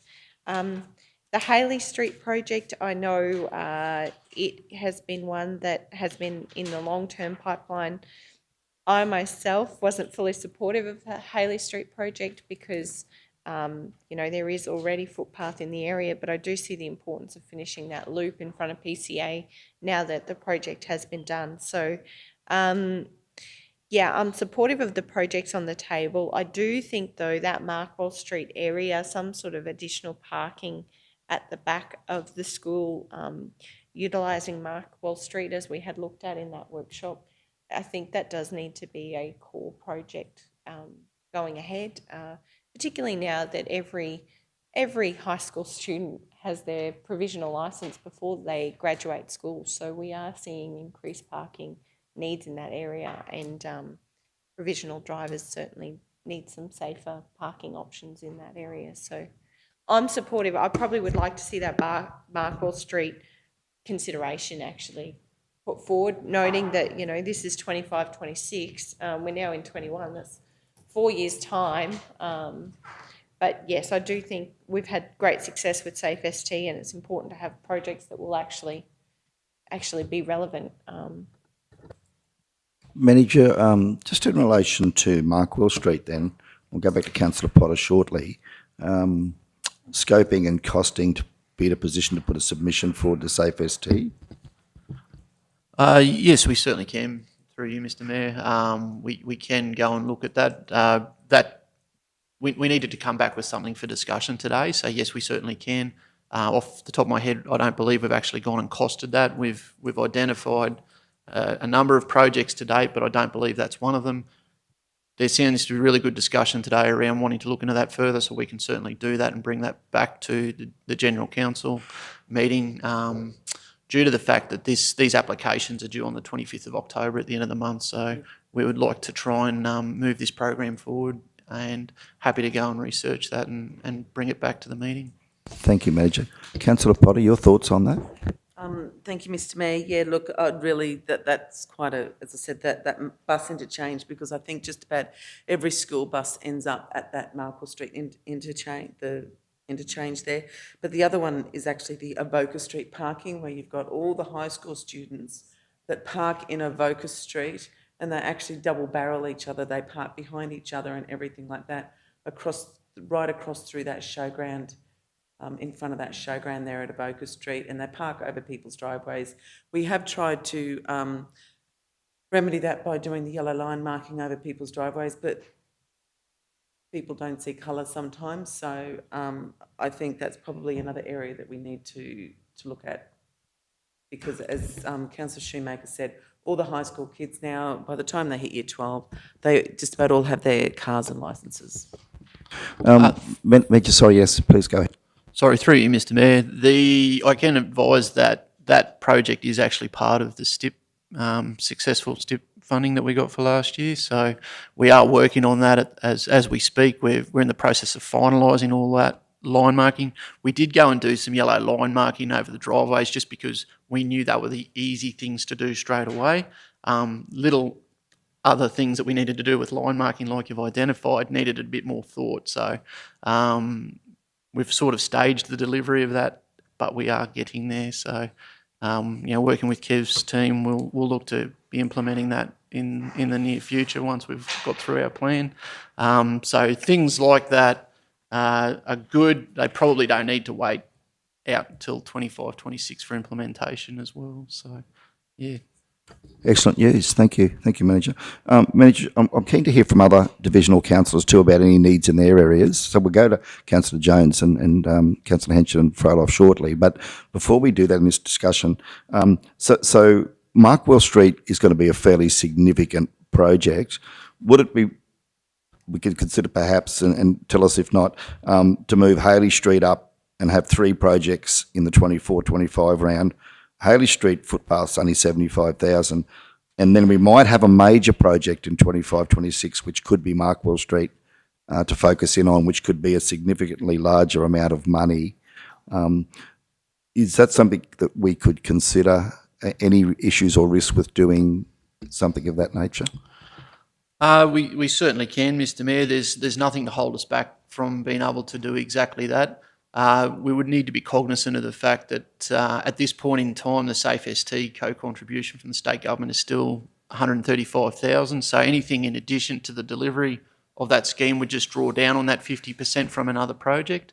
Thereby, council would be pretty much funding the full 100%. There's certainly an opportunity to move projects between 24-25 or 25-26. In all honesty, I need certainty on the 24-25 priorities. 25-26 is still a little bit fluid and flexible at this point in time because I want to get things in motion to assist with those future years, but happy to work with council on what the priorities are to get the immediate 12-month window locked down to assist with the administration and getting everything underway with the state. But the 25-26 was around trying to work up to that and being able to provide some solid direction back to council once that becomes available. Thank you, Manager. I think you've answered the question. So the 270,000 there is because the state will only give us 135. Okay, so you've answered the question. So really, and I'm probably hearing from the councillors that William and Kent are probably the 2 priorities before Haley Street. I think that seems to be the view in the room. Yeah. Councillor Jones. Yeah, I was going to ask the question on over Markwell Street v William Street as far as safety goes and the benefit to the community. What's the benefits for William Street to be put ahead Markwell Street, knowing that we've got huge traffic problems down there with school and all that sort of stuff, and that's every day.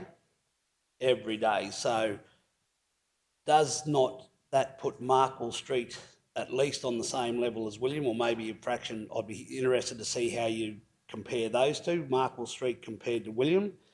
Now, what I've heard this morning, Gore Street in Mergen, that is an issue that we're going to by the sounds of it, address prior to that. So can Gore Street get dropped out of this and be considered in that LRCI funding and works for Queensland? So there's other options. So firstly, Markwell versus Williams in preferences and safety issues and concerns. The need for Gore Street Mergen to be in there, considering now that's 180,000 full amount. Is that correct? For that job? Yeah. So we have the money situated there, and I tend to agree with everybody's comments around that. Gore Street is something that we've been talking about for quite a number of years, and considering that the mental health hub there for Mergen, Cherbourg and the rest of the South Burnett region is going to significantly increase that traffic up and down that Gore Street, I think something we need to look at. So I'd be more than happy to drop Gore Street out and certainly consider it in the LRCI funding. That leaves you a open space for 25-26, but keen to hear your words on Markwell versus William. Yeah, through you, Mr. Mayor. Thanks, Councillor Jones. The Markwell Street is it's very, very busy west of William Street, and I think that's where a lot of the confusion and the disruption occurs. We do have some fairly narrow street profile as well through Markwell Street, where we do have parallel parking on each side, but the distance between the parking and through users is a lot more confined and compared to what we have on William Street, which is a lot wider, and hence there's the camphor laurel trees in the middle, which they provide their own safety benefit in their own right, albeit with some infrequent parking that happens in that unsealed area as well. The parking through the bus, it's like a bit of an interchange function as well that happens at the western end of Markwell Street.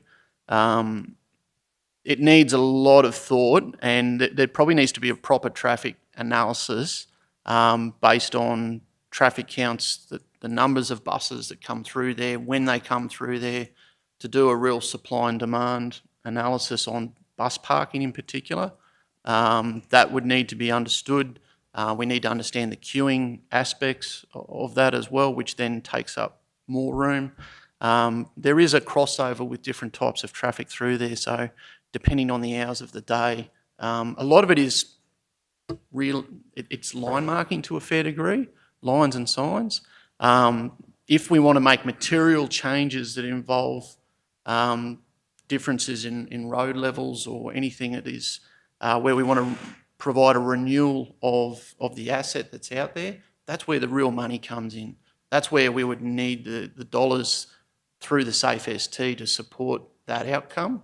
If we're looking at trying to move parking around or readjust zones, then a lot of that is not huge, doesn't require huge funds.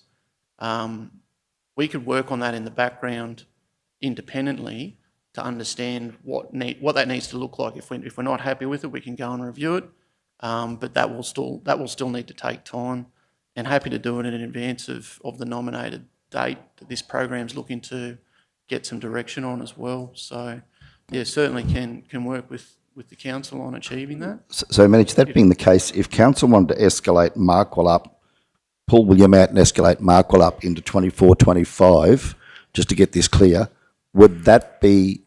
is that giving you enough time, or is Markwell just too big a body of work to get in that 24, 25 submission? Mr Mayor, I couldn't tell you right now that I've confidence that the cost associated with that works is 230,000 or in the vicinity of that, because some of the work that's required through there, unless we were to go and remove the shelters, reconfigure or do a renewal of the pavement through there, the footpath works adjacent to it. What I'm understanding is that it's around the ability to utilise that area and get some safety and efficiency of parking through there, trying to improve the visibility. A lot of that doesn't necessarily work its way into a SafeST application, because some of that can actually be operational expense. This program's looking to deliver on capital outcomes predominantly, just due to the quantity of funding that's available. William Street has been nominated for this because of how much is associated with the centre median works. That's around pavement that needs to be constructed. The camphor laurels that would need to be removed. There's reasonable cost associated with that. And as well as we've got the Alfred Street roundabout, which would need some slight tinkering as well, just because of the angles of entry and exit out of that roundabout, predominantly on the northern and southern legs, just because of the different alignments of travel. If we were to look at angle parking up the side, all of a sudden they're coming through the middle as opposed to being out a little bit further beyond the centre median, as it currently is. So there is a couple of ways of doing this, and yes, it is something that does need to happen, but yeah, as to the priorities on whether that particular project can wait till this period of time, I'm happy to be guided by council on. So Major, that being the case, and I'll come to Jed shortly, but that being the case, if we were to leave Markwell Street as the project for 25, 26, it's 270,000 plus. So let's say it's 500,000. Could we still apply and get the 135,000 and decide that we're going to actually tip in the extra from our capex, for example? There's nothing stopping council from capping it at 270. Would that be correct to say?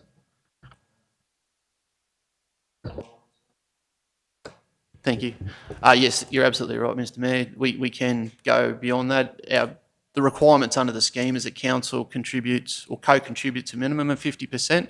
So if council elects to contribute more than 50%, that is still meeting the requirements of SafeST. So, Shoemaker now, and then back to Councillor Jones.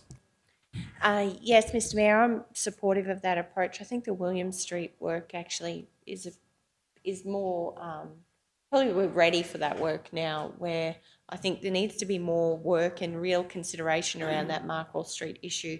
And as we have discussed too in that workshop, you know, the opportunity for some sort of car parking option off Mant Street, Markwell Street intersection on the back end of the high school that might actually alleviate some of the parking issues around Markwell Street and the William Street area. So I'm supportive of William Street and Kent Street for the 24-25.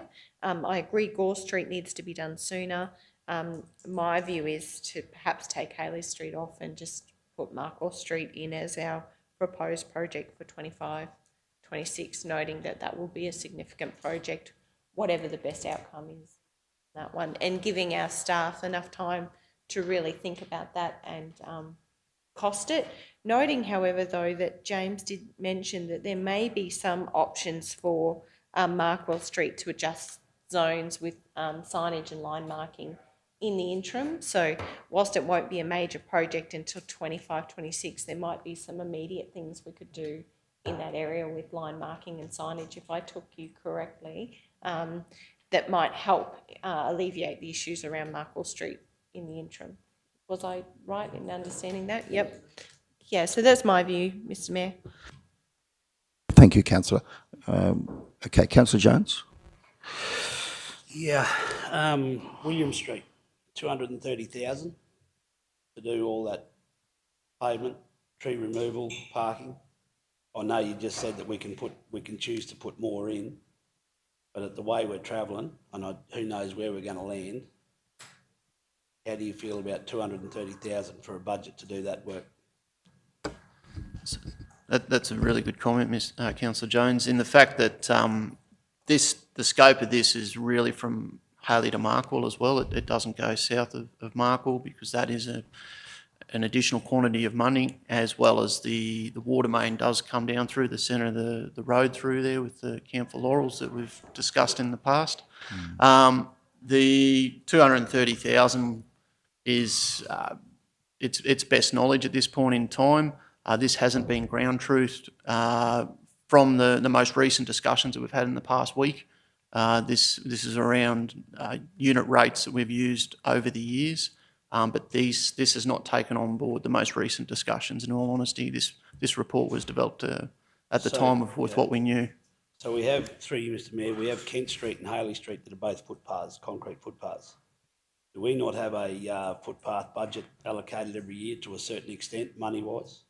And I know, is that a possibility that we could address those through that system? Yes, we certainly can, Councillor. We've also got the opportunity of just having a pipeline of projects that can still be delivered under this scheme. So yes, we certainly can deliver these things in a shorter period of time than what is nominated on this report. But what is in our best interest is also have something that can be funded, given the co-contributory nature of it. The state certainly have an interest in wanting to advertise what their level of funding is going towards at the same time. Yeah, so Mr. Mayor, in that and hearing everything else, I would be more than happy to see William Street at 24-25 and Markwell Street at 25-26. With the options of funding those footpaths and Gore Street, Mergen out of LRCI or Works Queensland funding or something like that, get them going, and that significantly increases your budget for either one. And if you concentrate on, it's a cliche, but if you put one good proposal forward rather than two or three, your likelihood of support would increase, maybe, you would think, James? Yeah, absolutely, Councillor. This council's done really well in not trying to spread itself too thin through scattering school projects over the past. We've usually tried to consolidate works over a couple each year. It also gives us good redundancy to work with other councils as their financial programs roll out during those years as well. it's an administrative item that we work on in the background to support the whole region at the end of the day, the whole wide bay Burnett, that is. Just to understand that comment further, Councillor, Haley Street, Kingaroy, are we still comfortable with that sitting in the nominated year, or are we looking to leave that out of the program at this point in time and looking for an alternative way on that can be delivered? Yeah, I think, James, that's what we're hearing, that perhaps Kent Street footpath and Haley Street footpath may potentially come out. Yeah, sorry, James. That Kent Street and Haley Street could come out and look for alternative funding options for them, and leave William Street in at 270 in year one and Markwell Street at 270 in year two. I think that's what I'm hearing around the room. Councillor Jones, did you want to just clarify that? Thank you, Mr Mayor. I'd like to move an amendment to that, to exactly that. William Street in 24-25 and Markwell Street in 25-26, and drop out Kent, Gore and Haley. I would like to move that or propose that amendment.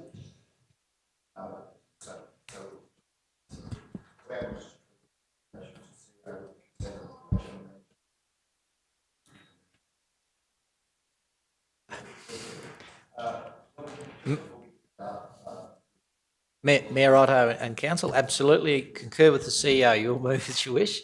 But if I may make a practical observation, what I suppose would be most required by staff is if we could have the recommendation on the first of those 2 years, on 24-25. That's what we need to progress. And listening to the discussion, it seems committee will recommend to Council a solution there that we are ready for. While our unit rates may have changed recently, we know what we're going to do in relation to William Street. I would urge caution in relation to Markwell Street, as I would always, on projects that we have not had the opportunity to fully scope and review. With my lack of local knowledge, I can, however, see that it's a largely developed bus interchange. There is a lot of infrastructure in there, and we only would amend that subject to traffic studies, because you would have to understand fully how those bus movements are, in addition to the parking and the students. We know that the William Street project will bring significant additional parking, which is assistance to the general area. It may assist with some of that student parking as well. And I would just urge caution in relationship to adopting a nominal figure against a project with an unknown scope. So if I may, Mayor, what I would ask Council to consider would not, given the circumstances, not to make a recommendation in relationship to the 25-26 year at this point, and allow us to investigate projects more fully, because looking at it, I would have no idea what we would spend $250,000, $270,000 on in Markwell Street without having done significant investigation. So if I may offer that advice, Mayor Otto. Yes, thank you very much, Jed. In light of that advice, Councillor Jones, Yes, your motion. Mr Mayor, I'm happy to drop that off, only because William Street is ready, because my personal view, Markwell Street sits above William Street, because I see the necessity of safety issues and a huge issue around that Markwell Street and transversing traffic and all that. But with your experience and your recommendation, I'm more than happy to listen to that and take your advice and drop that second part off for 25-26, but certainly recommend William Street, Kingaroy solely for 24-25, Mr Mayor. Thank you, Councillor Jones. So if we can just take council supports following projects, so we can just change that projects to project from plural to singular, and commits to co-contributing 50%, 24-25, and let's take the 25-26 out at this stage. We can always come back and address this at a future committee meeting, yeah? Once you've had time to do some further research. So the proposed project, singular again there, Linnell, in bold, 24-25, just the one project. Thank you. Yeah, so that's there. Now, committee, did you also want to include as part of that reference to the fact that Kent Street and Haley Street footpaths would be progressed through alternative funding sources? Did we want something in there around that? Councillor Shoemaker, your thoughts on that? I was actually thinking, just in relation to the recommendation, Councillor Jones, could we also note that, investigation be undertaken in relation to the Markwell Street project to see if it's suitable for the 25-26 year, noting that we need more time, but noting that council has acknowledged here today the importance of that project. So perhaps, the wording is that, that council investigate the submission, the Markwell Street Kingaroy project for the 25-26 Safe ST program, just so that we don't lose sight of that longer term goal, to have that project shovel ready for that time. Yep, do the investigation and come back to council. Just before we go back to you, Councillor Jones, General Manager, sorry, Mr. CEO, yes, please. Mayor, given where you're going, just keep quiet. If the necessity is to nominate that one into the first, can we just break them up? Because I've made all my little notes here. We've got Gore Street needs to be investigated for LRCI funding. We've got Haley Ken Street so it could almost be a second separate resolution. So it allows the submission to be made clean and then just pick, and the following being investigated for alternative funding being LRCI, Safe ST, and we can just list them and against the project if that's okay. Yeah, thanks, Mr. Say. So what we can do, we can get this one resolved, we can get this one done, and we can come back and make a comment, a motion in relation to Markwell, Gore, and the 2 footpaths, yeah? Okay, so we've got this, Councillor Jones. You're happy with that as presented? We're proposing William Street for 24-25 only at this stage. And do we have a seconder? Yes, Councillor Shoemaker, thank you. Any further speakers in relation to the motion? If not, we'll go to the vote. Those in favour? Carried unanimously. Thank you all. Okay. We'll now look to get another motion out on the floor. Councillor Shoemaker, in relation to Markwell, Gore and the 2 footpaths. Would you like to lead that? Thank you. Yeah, sure, Mr. Mayor. So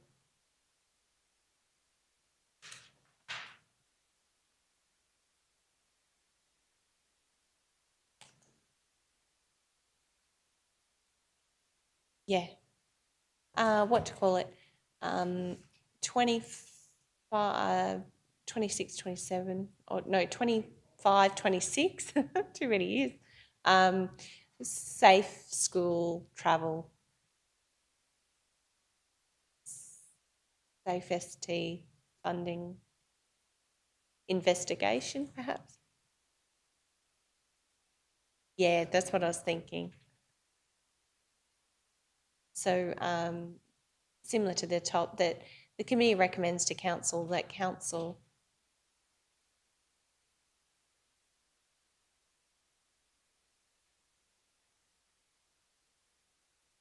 investigate the Markwell Street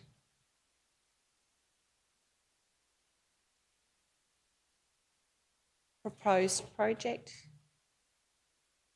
Yep, project for the 25-26 Safe ST program. Yep. Thank you. Thank you, Councillor Shoemaker. And I think you've spoken, we've all spoken quite well on this, I think. Is there anything you want to add on this? We'll seek a seconder. Seconder for that. Yeah, Councillor Potter, thank you. Any further speakers on this, Councillor Shoemaker? Just do we require and report back to council in relation to that? Or? Yeah, and a report be brought back to council.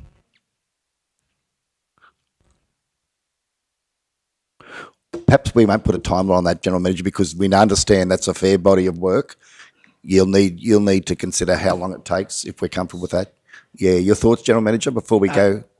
Mayor Otter and Council, yeah, because we probably have a year to go through this process. My concern, though, is the safety aspects related to Markwell Street. So I think there's 2 parts to this. One is early wins that might be able to be further achieved in Markwell Street that that I know Councillor Potter spoke of and James responded to. The second part of it is more major. So we'd be talking, just concurring with my colleague quietly then, we would start with the road safety audit, then we would be looking at full-blown movements of buses, pedestrians and all that interaction to get a handle on this. So we really are talking the latter half of the financial year with your patience. So if we were able to come back in line with our budgetary discussions or something like that towards the end of the year, albeit keeping in mind those operational improvements that we can make without large capital involved, we would still move on those early wins. So if that was acceptable, Mayor, I'd recommend that. Now, that being the case, those operational improvements around some signage and line marking, do you need some authority or some direction from council on that if you wanted to get that process moving over the coming months? Or can that be built into your program? Jed, what are your thoughts on that? Mayor, my opinion would be that we're able to continue with that. That work has commenced. I think our only constraints in relationship to it is management of time. We impact our capital delivery and other things with investigations, and we are limited to our own resource largely. But what we will do is have a look at what's required. If we have a deadline that aligns with our budgetary considerations later in the financial year, as we need to resource that, we will come back to you. So I would think, with your patience, we will continue our approach to that now, and then later in the financial year, look at how we resource that without impacting our capital delivery particularly. Yeah, thank you. So we'll leave that for you to deal with as an operational matter in terms of your works program on Markwell Street for Eddie. I think that can be done in the immediate future, and work with the divisional and portfolio councillors on that. We will then leave this resolution with you to deal with and come back perhaps at the latter part of the financial year, as you're indicating. Okay, any further clarification required? If not, Councillor Froloff. Thank you. Thank you, Mayor. I have no issues on all these projects, but I do have concerns of things sneaking into the LRCI funding and Works for Queensland. We're all vying for things in our area with the LRCI funding and the Works for Queensland, which we're working through. But I have noticed that there is a lot of things that need to be happening in 12 months in Mergen lately, and Proston and Kingaroy. I just want to know that by the time we get back to the LRCI funding and the Works for Queensland, is there going to be enough money left for the other divisions? I think, Councillor, that's probably a question for an upcoming motion that'll come forward shortly when we start to talk about Gore Street and others. So if there's nothing further on this particular Markwell Street matter, let's go to the vote on this. Those in favour? Carried unanimously. Thank you all. And we'll leave it with you, General Managers, to work with Councillor Jones, Potter and Shoemaker in relation to any work that you'd like to see progressed in the short term, and then bringing a report back to Council as you do, because a lot of work to be done there. So thank you. Okay, now in relation to, I want to tick these off, in relation then to the footpaths at Ken Street and Haley Street that have been listed here, we've had some discussion about those. Your advice, General Manager, in relation to those footpath projects, your thoughts on those?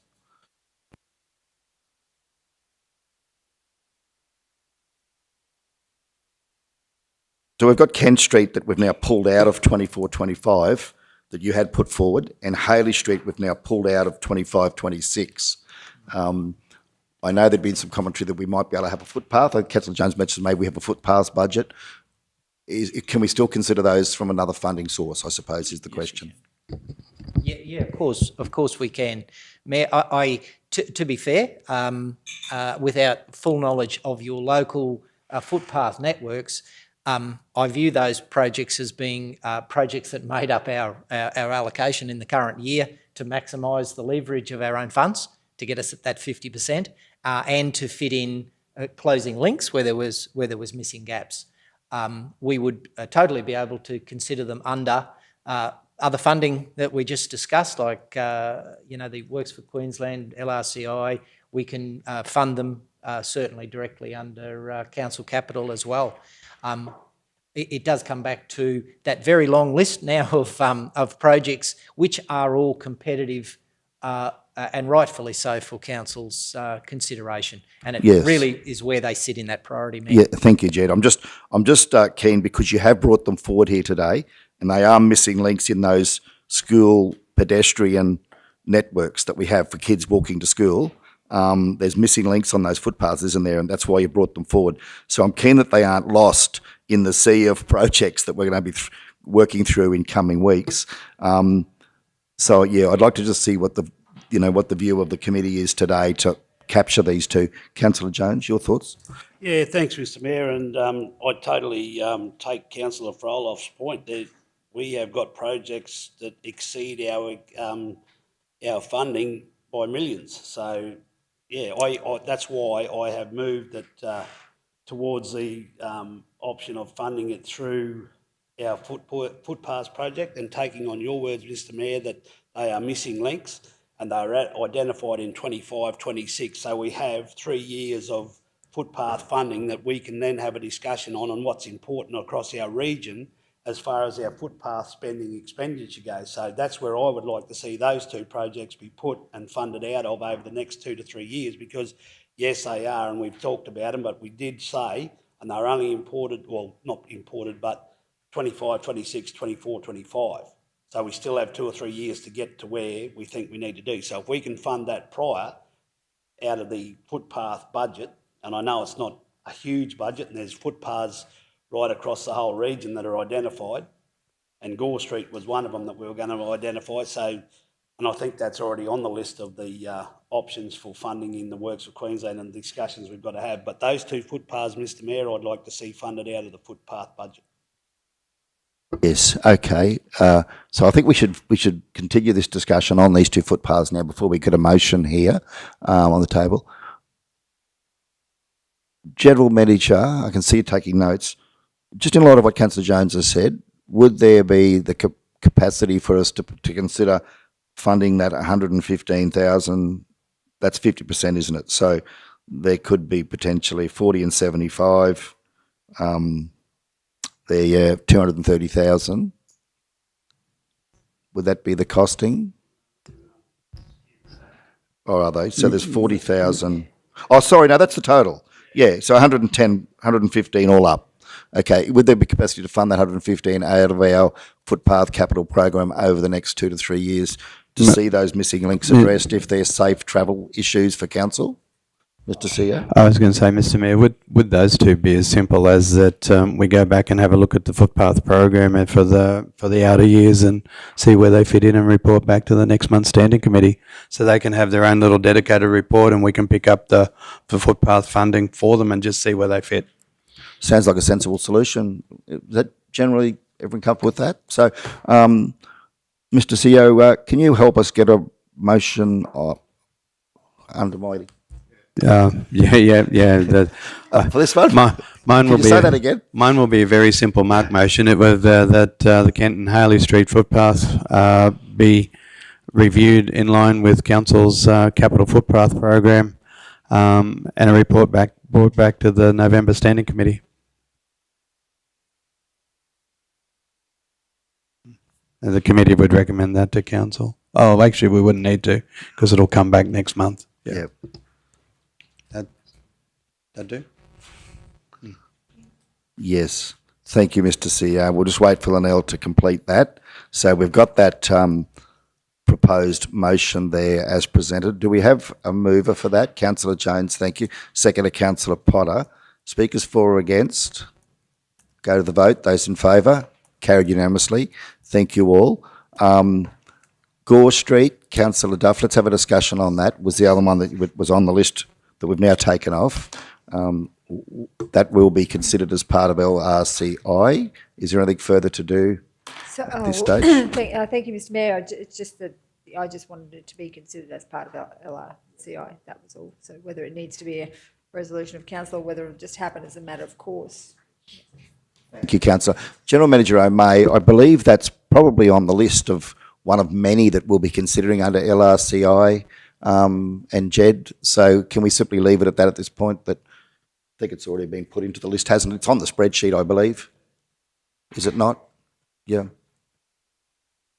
GMMA, you know, it's, I suppose, if I can speak for the committee, can we make sure that that comes back for consideration as part of the LRCI? Is that, I don't think we need a resolution for that, do we? No, it's already on there. If we can just confirm that at some point in time. Yep. Okay. Happy with that? Okay, good, very good. Thanks to everybody. Okay, well, let's now continue moving on. We've got about 50 minutes to go before we have to wrap up. So the next one is Fisher Street and more. Sorry, no, Wandai Roundabout community consultation. That's at page 48. It's 6.7. General Manager Darcy, thank you.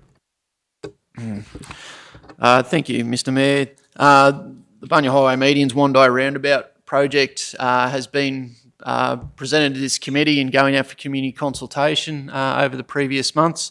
And the purpose of this report is to bring back the outcomes of that consultation and where we would like to steer this project into a detailed design phase.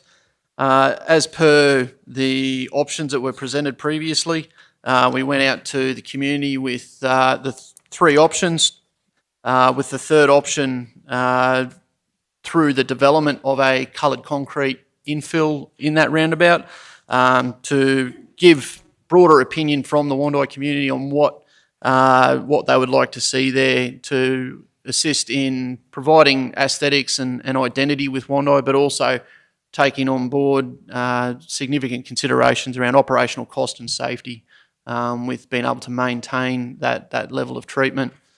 So as a result of going out to the community throughout predominantly September, we do have a number of graphs in an attachment to assist in understanding the questions. We do have a feedback form that's the last attachment where we went out with 6 questions on a preferred design option, understanding the community on what they think about the artist impressions, the design options around providing a bit of an entry statement for Wandai and it being a beautification of the surrounding area. Would they be interested in planting in the roundabout infill, just to give us some consensus either way on that? And then also consideration of the materials in question 5, and then the making it a functional and attractive solution. So off the back of that questioning, we got some good, reasonable participation and really like to thank the Wandai community in providing us with this. We got 104 responses over the multitude of engagements that we did up there. We did do 5 where we were out on the street for a couple of days up on Mackenzie and down on Haley Street. But then we also went and also participated at the Wandai Markets and the Garden Expo as well late last month. So off the back of that, we did a number of graphs here that respond to each of the questions. With the majority of question 1, there was a preference for design option 2, which is the second option is the low height retaining wall in a crescent shape around the infill of that roundabout. Excuse me. And the other questions were predominantly a majority consensus with 96% supporting the artist impressions around in agreement with what's been developed to date. There was strong agreement in question 3 around the preferred design options. Question 4 was a strong support for the planting in the roundabout infill, and questions 5 and 6 were also in strong support of the design options that were made available and also trying to contribute to the attractiveness of the area. So taking on board the feedback from the community, looking to bring back to council as a report to the General Council around looking to detailed design up option 2 off the back of the community feedback. Thank you, Manager. I think what we'll do here now is let's get this recommendation through because it's a clear recommendation, and then I'm keen to hear further from Councillor Henshin and others as to their thoughts on this. So the committee recommends to Council adopt option 2 Attachment 2 for the development of the Wandai roundabout, including the associated landscaping works as preferred by the broader Wandai community, to progress to detailed design. Attachment 4. Do we have a mover? Thank you, Councillor Henson. Are you happy? Can I put you on this one? I know you've done all the work, so happy to move that. And Councillor Shoemaker, are you happy to second? Thank you. Sorry to put you out of the pump there, Councillor Henson. But very keen to hear your thoughts. So, Councillor Henson, would you like to open up the discussion? Thank you. Thank you, Mr. Mayor. Yeah, there was 6 community consultations, 3 different places throughout Wandai, the markets, Dan's Diner, the Chambers, and Wandai Business Network. Wandai Business Networking breakfast meeting one morning, which have been and are becoming very popular and very informative sessions there. We've got some great things been happening and continuing to happen with that. So community feedback, and as the statistics and the forms show, it was interesting. There was an enormous amount of conversation had around this, and that's part of course, community conversations. And of course, everybody's not going to agree, so they did agree to disagree. But option 2 was seriously popular, and it lends itself to other ideas. That little retainer wall there can be something etched on it. As stated, in the draft proposals, all of this not set in concrete. I think the biggest winner there was, and of course it's been about transport, being able to access and exit that roundabout safely. As we know, we've sat there and watched speed doubles, and the transport industry's changed over 20 and 30 years. So that apron around all those designs was the same, but the conversation with people, and that's a 3-metre apron around that roundabout, reinforced concrete. So I think the transport industry will be pleasantly surprised when this is built, because I think personally myself, when I drive through roundabout now and see the roundabout that's there, it is a bit of an eyesore, and it is very, very difficult for the transport industry to get around there, knowing that only too well myself, being involved in that industry. So I think this is a great step forward for Wandai and part of beautification as well. I think it'll be a pretty good centre point. We've got some pretty exciting things on the cards in Wandai as well in the future, so this is a great starting point. Yeah, thank you, Councillor Henson. I'd just like to acknowledge the work that Councillor Henson's done with the other councillors in consulting the Wandai community very broadly on this and extensively. And Manager James, Jed, your team, Manager James, you've gone to a lot of trouble to explain all the detail on all the aspects of this to the community, and it's been, I think, a great example of community engagement best practice. So congratulations. Well done, everyone. Yeah, thanks, Mr. Mayor. Just quickly, can I throw out a huge thank you to the staff and James' staff.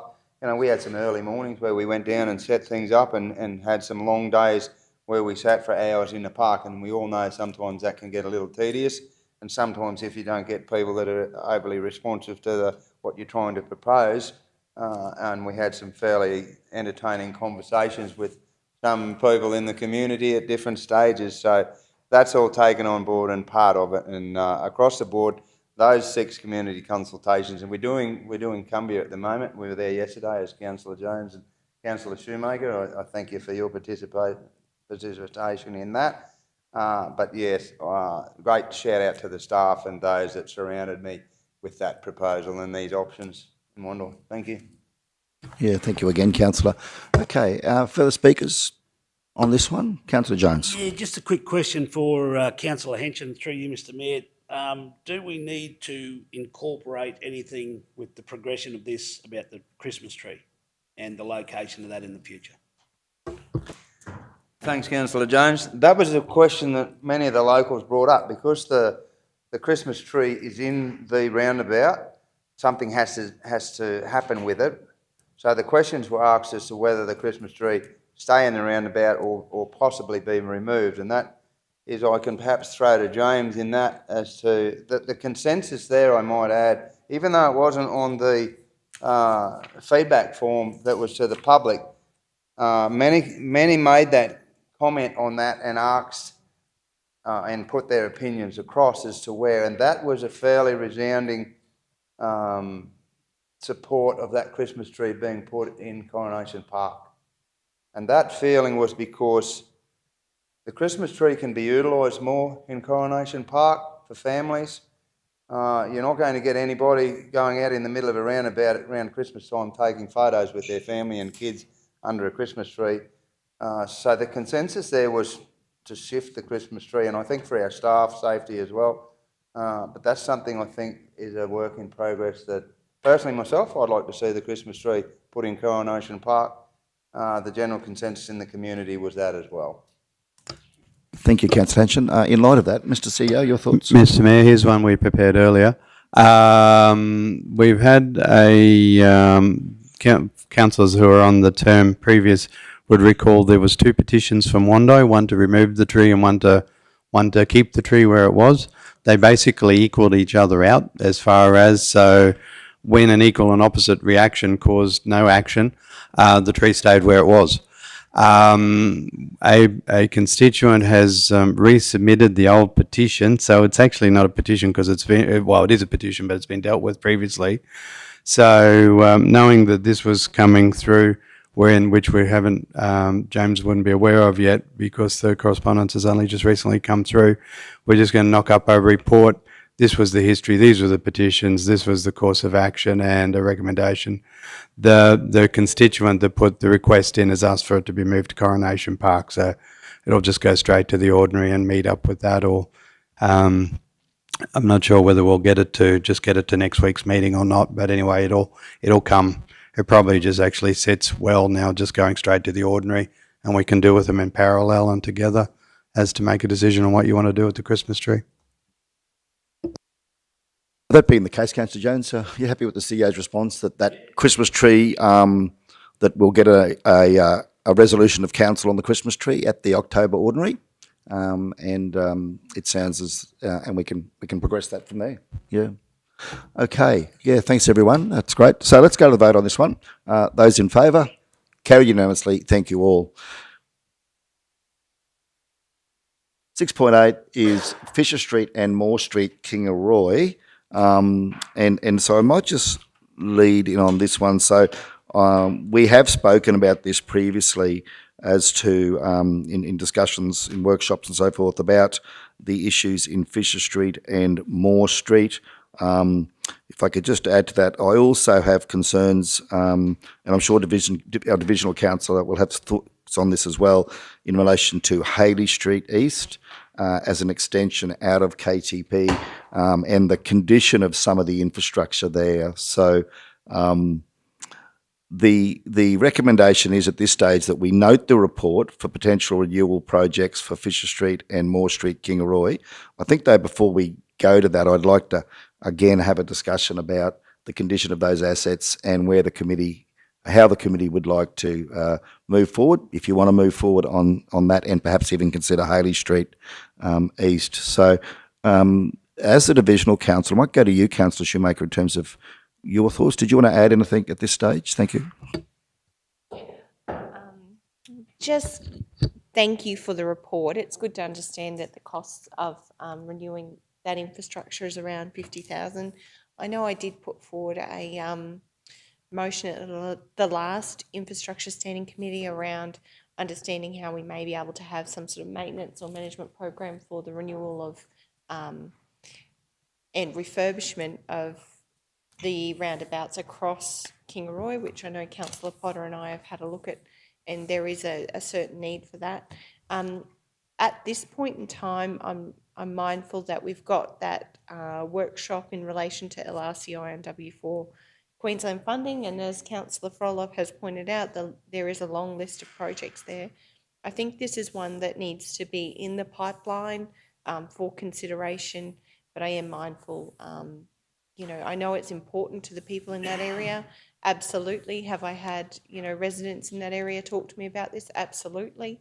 And I also know how much pride a number of our residents in that area take in their front yards and how terrible some of that infrastructure really is. But I am mindful of our challenges in balancing the budget at the moment. So I'm happy to note the report. I would like this to be a project that is put in the pipeline for priority, particularly as there are a high number of residents in Kingaroy that live in that area. So at this point in time, I do think it is something that will need addressing in the future. but I'm mindful we need to consider all projects on their merit.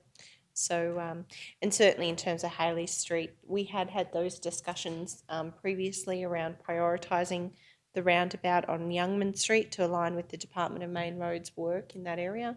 And it is my view that Haley Street, I know we manage that on the Department of, on behalf of the Department of Main Roads. However, that street from Swickers all the way through to the centre of town really does need improvement, considerable improvement. And I know the KTP is the start of that, but if you look at the condition of the pavement in front of Swickers, it's quite appalling, the number of potholes. So that is an area that I think that's a much bigger project, Mr Mayor, that does need consideration in our project pipeline. But at this point in time, it's good to note that this would only be a minor project in the scheme of things, and perhaps something we could do. We could make a start, as we've discussed previously, and stage some of these things over the coming years so that they're not just forgotten pieces of infrastructure that are left that way, that we are progressively repairing and replacing them, is my view. I know it's important to the people of Kingaroy.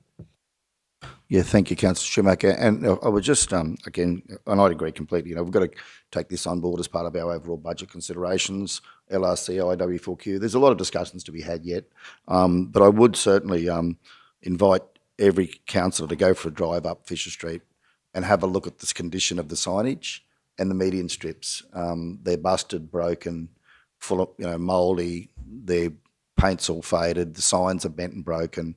It's a heavily trafficked road. It's an area that does carry a lot of pride, I know, for the residents that live up there. And as Councillor Schumacher said, we've got major pavement issues in front of Swickers, and major pavement issues also in front of the peanut silos and the information centre. In between the median strips, the pavement's completely collapsing.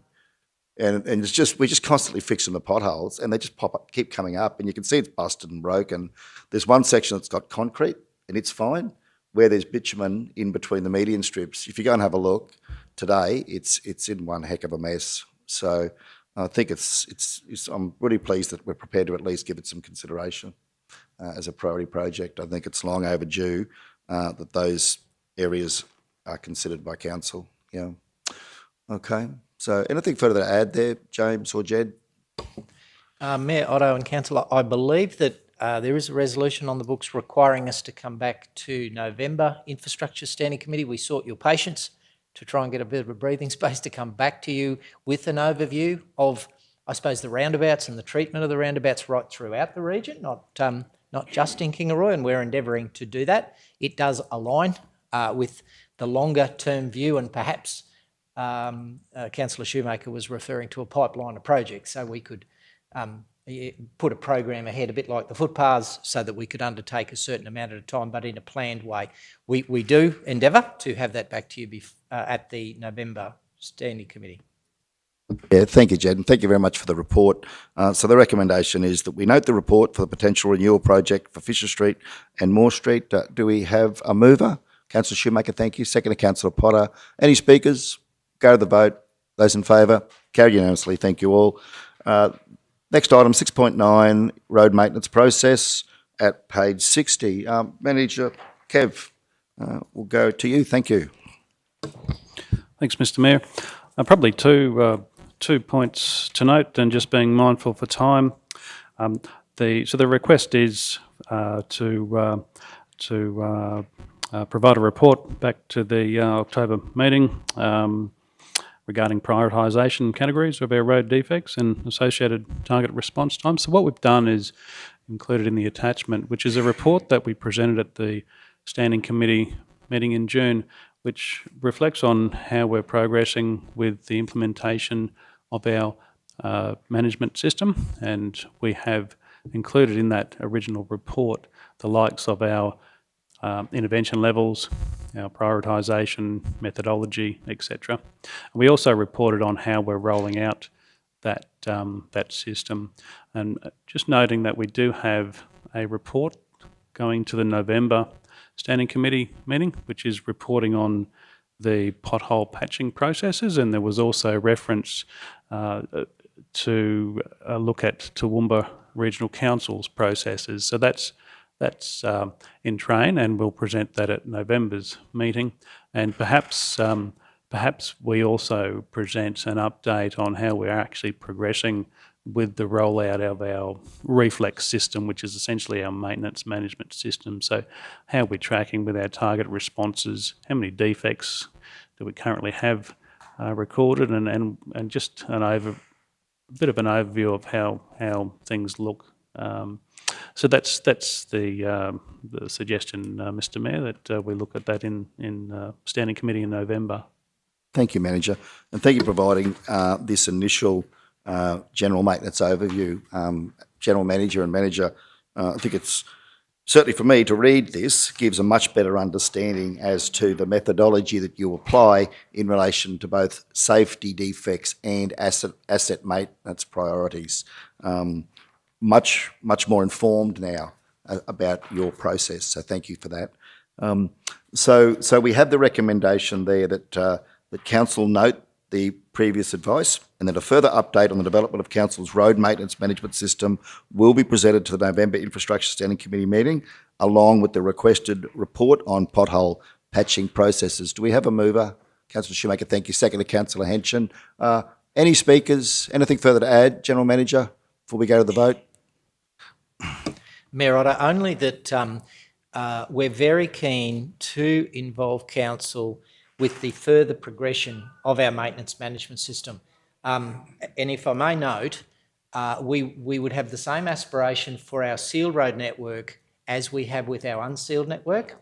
In the number of months that I've been present in your committee meetings and your council meeting, only once I've heard any request raised specifically by a councillor on the unsealed network, i.e. our patrol grading system seems to be operating at an efficient level. It is our desire to get the sealed road network to the same level of programmed maintenance, so that our inspection processes and our works are programmed. That way we can deliver them the most efficiently for the ratepayer's dollar, and we minimise the reactive work, the stuff that we just come across or that we see as we come along. So if we can deliver our work in the same programmed way under Kev's guidance in our sealed network, and if our technology allows that to be done efficiently, then we will be far more, I suppose, cost effective in its delivery.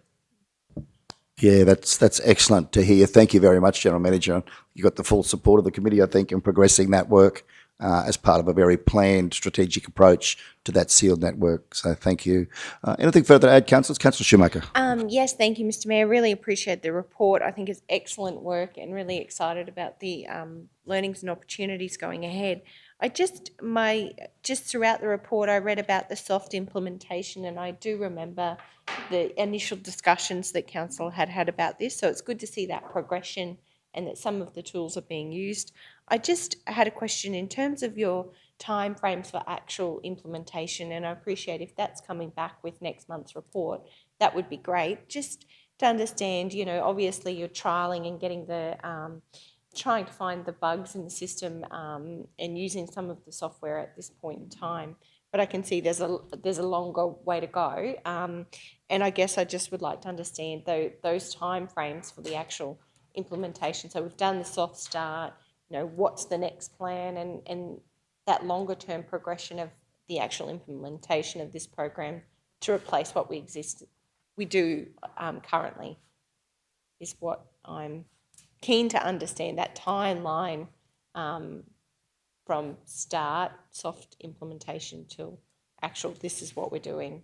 We're parking up all old systems and going ahead with this one. And Manager Kev, I guess, sorry, just to jump in there, is that something that could be brought forward in that November report? Some guidance, some indication around prospective timeframes? Yeah. Yeah, absolutely. So just the parting paragraph in the report, it essentially saying the system continues to be implemented with data and process reviews to improve accuracy, along with establishment of target response times and budget needs over the coming year. So even though it was essentially a soft start, we are fully engaged in Reflect, and that forms the fundamental basis of how we manage our defects. And there are bugs, there are things that we can improve on. We're looking at quite a number of adjustments, and that's just how we evolve. But yeah, certainly in November meeting, we'll provide the most up-to-date information that we can. There's always things that don't go to plan. It was referred previously that we were down a couple of our machines that do directly affect the output, and particularly pothole performance. So there's always things that you do need to manage. Just a very quick shout out, if I may. We have received some significant storms Thursday evening, Friday evening last week, and we had quite a number of our crews out Thursday night, Friday night. Around about 30 roads that had some debris, branches, trees over, and even today we're doing some final cleanup. But particularly the after hours, the night work, it tends to go unnoticed. But there's a lot of things that the guys are doing around the area. So yeah, just a shout out to the crews.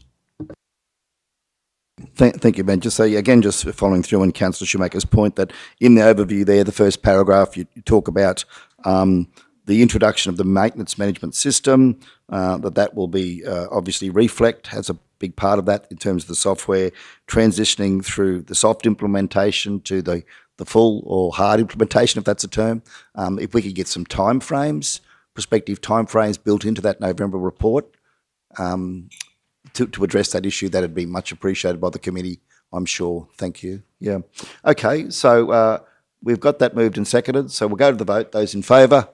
Carried unanimously. Thank you all. Okay, we're on to now local disaster management, water and wastewater, and it's now my pleasure to invite Councillor Froeloff to present her portfolio report. Thank you, Councillor Froeloff. Thank you, Mayor. The South Burnett Local Disaster Management Group held its quarterly meeting on September the 2nd. A presentation was provided by Peter Harkin, the EMC, in relation to updated bushfire warnings wording. This can be located at https://qfes.queensland.gov.au/. This Saturday, the 9th of October 2021, QFES is holding North Coast Region SES Week Awards ceremony and equipment handover at Gympie.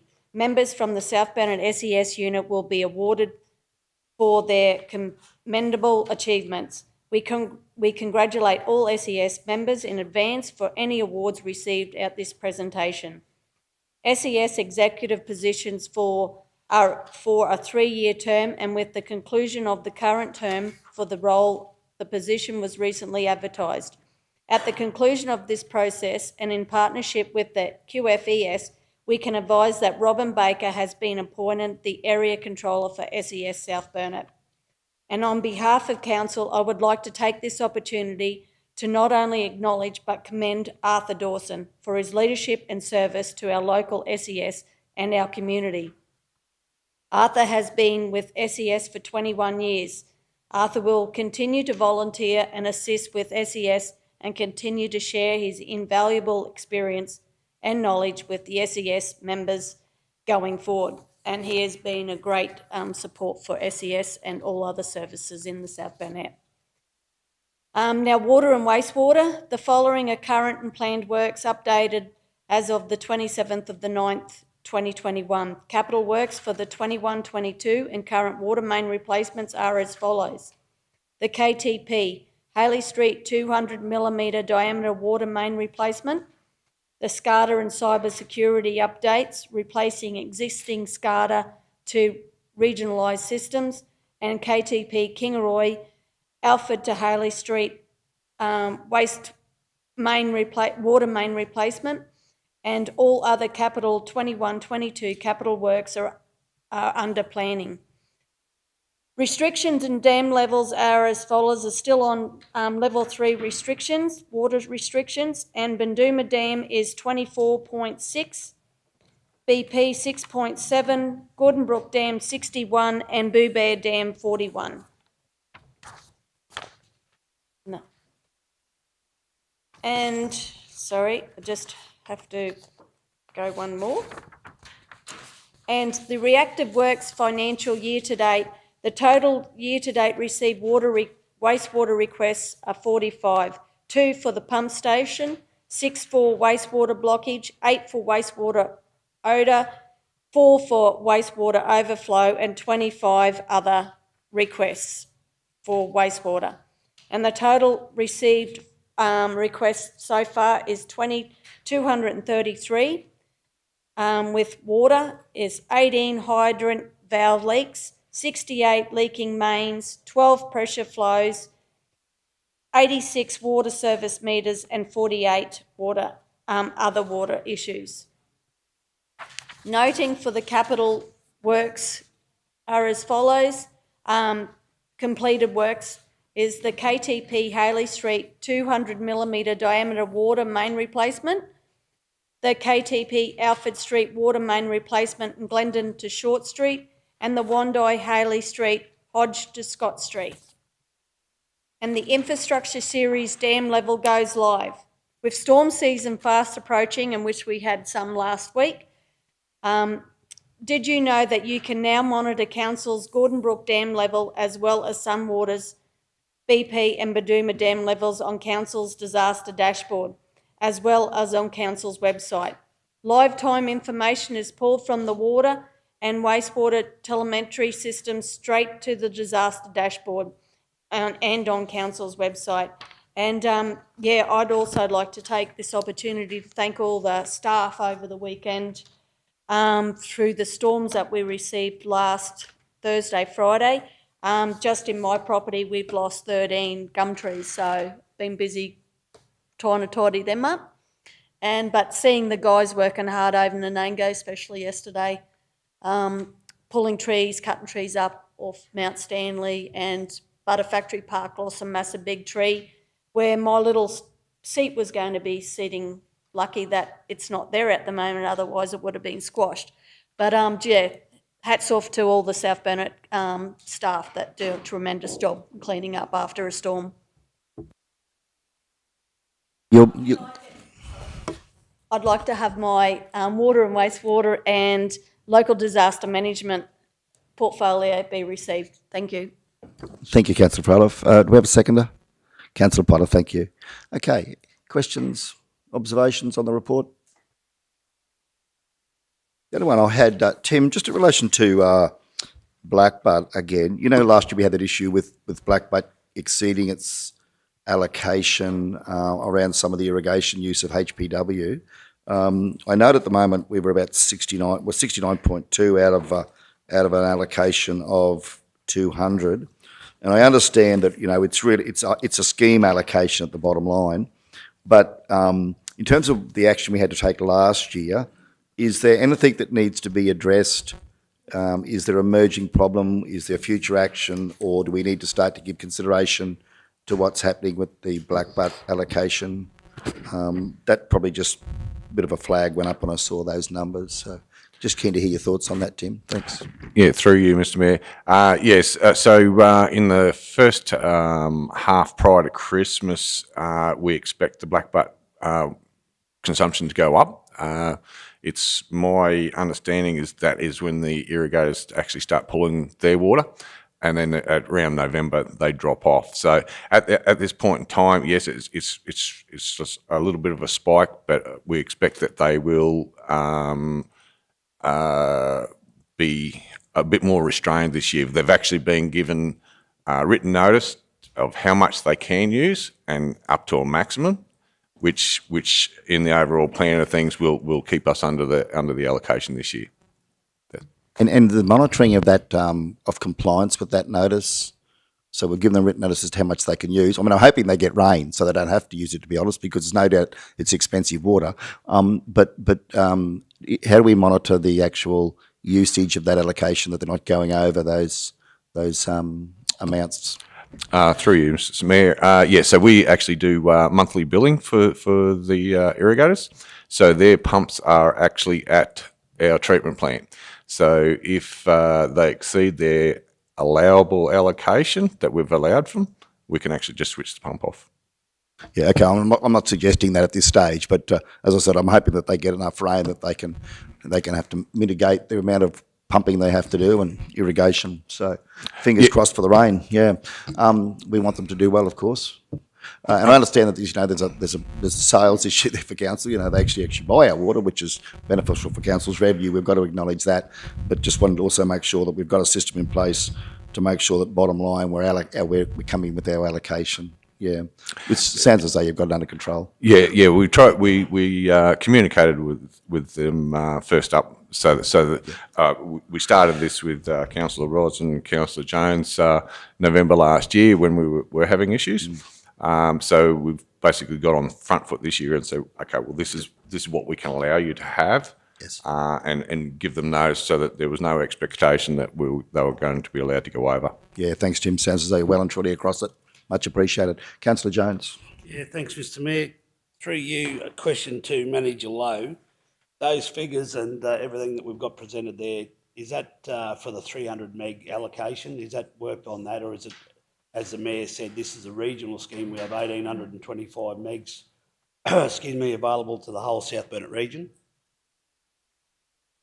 The 1825 is a whole of scheme allocation. Yeah, that's correct. Yes. So those percentages and that you got with Blackbutt and all that sort of stuff, and we're talking about the usage by the irrigators and all that. Is that based on the allocation given to Blackbutt every year, or is that as a whole? Yes, as I think you're talking to the remaining allocation in percent. Is that correct, Councillor? Probably, yeah. Okay. So we have a normal allocation of 200 for Blackbutt. So basically, it's saying that there's 65% of that allocation still remaining. Yep. But it's it is a normal allocation. So for example, if because we treat it as an overall scheme, because that's how it's actually billed. Yep.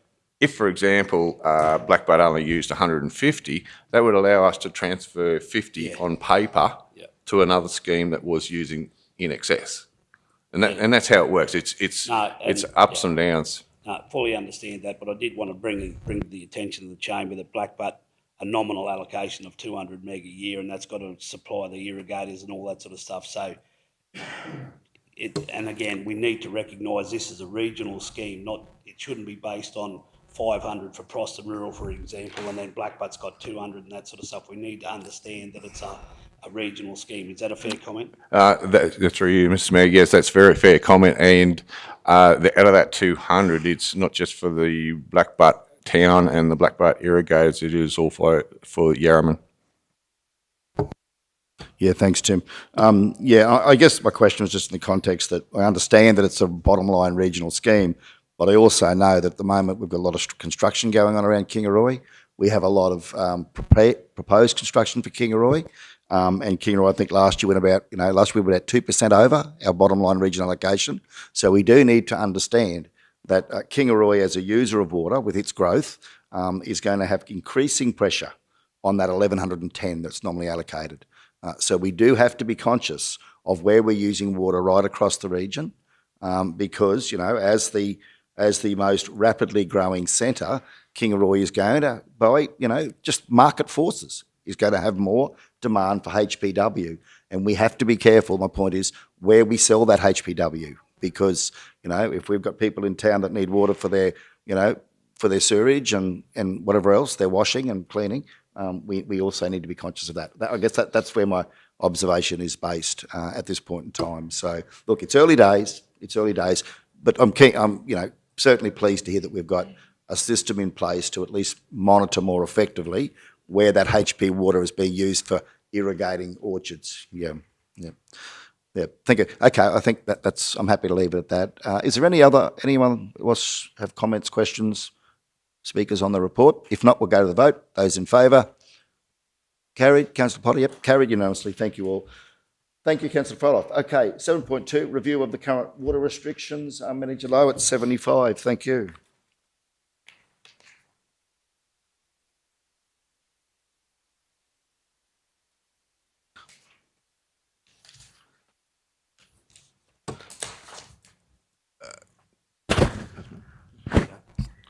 Yeah, thank you, Mr. Mayor. Yes, just wanted to give a brief report, just to give an understanding of where we're sitting with our current water restrictions. As you can see there, we are remaining on level 3. And the reasoning below is that both the Barker and Bourne schemes have both met the triggers for level 4 restrictions purely on a storage level basis. However, the current scheme's consumptions are in line with the level 3 allocations, restrictions that we need to maintain level 3.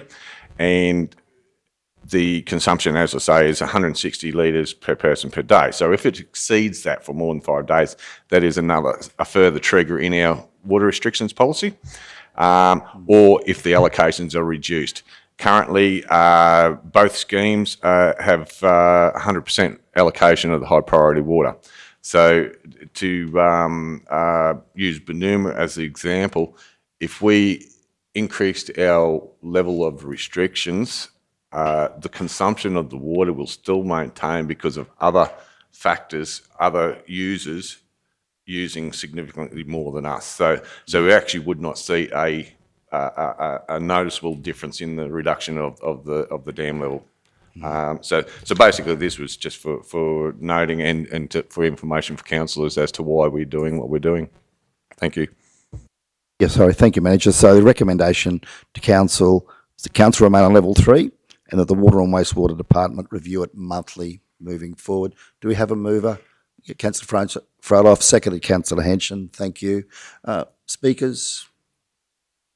No? Go to the vote. Those in favour? Carried unanimously. Thank you all. Thanks very much, Tim. 7.3, Wide Bay Burnett Urban Water Alliance update at 77. Angela, I believe this one's yours as well. Give us an update on how that's travelling. Thank you. Through you, Mr. Mayor.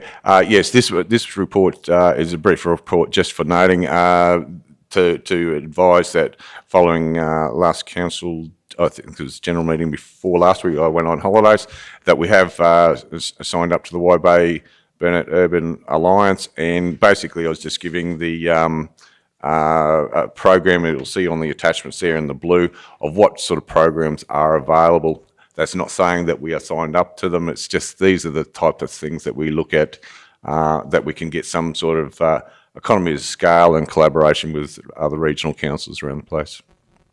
Yeah, thanks very much, Manager. Okay, so the recommendation is that we note the Wide Bay Burnett Urban Water Alliance update for information. Do we have a mover? Councillor Frollo, secondly Councillor Potter. Thank you. Speakers? Go to the vote. Those in favour? Carried unanimously. Thank you, Tim. Keep up the good work in that Wide Bay Forum. 7.4, Building Our Regions Guidelines, Being Our Regions Fund Guidelines and Timing at 81. Mr. CEO, could I go to you on this one to introduce it? Thank you. Oh, thanks, Mayor. Building Our Regions is recently come on the market. It's the state program. It seems to have a very strong gist for water infrastructure projects, and that was previous advice that we had over time of advocating with the state government. The recommendation is put up Gordon Brook off-stream storage and the Mount Rurulan projects we've discussed through last year's budget. Both are pretty much shovel ready, and if councils is of agreement, we'd like to progress them to application stage. Yep. And I think we're looking at dropping both in and seeing where we go. Thanks, Mr. CEO. Let's have a discussion about this. Tim, did you want to add anything on that in terms of these two projects, off-stream storage, Mount Rurulan Reservoir? Mayor Otto and councillors, both projects are the two highest ranked projects in our what is Tim's 30-year capital works program.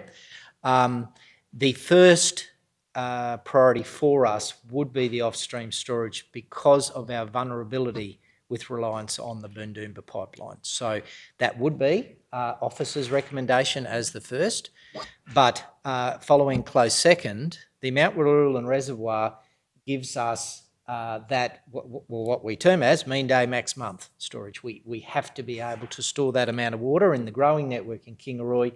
It's just as important from an operational perspective. So we would like to put forward both both projects. However, as we approach sufficient reference design to submit the application over coming weeks, we expect them to both be in the order of $5 million or each. Now that may change council's view as we get close to submitting them, because there is a capped amount per application of $2 million.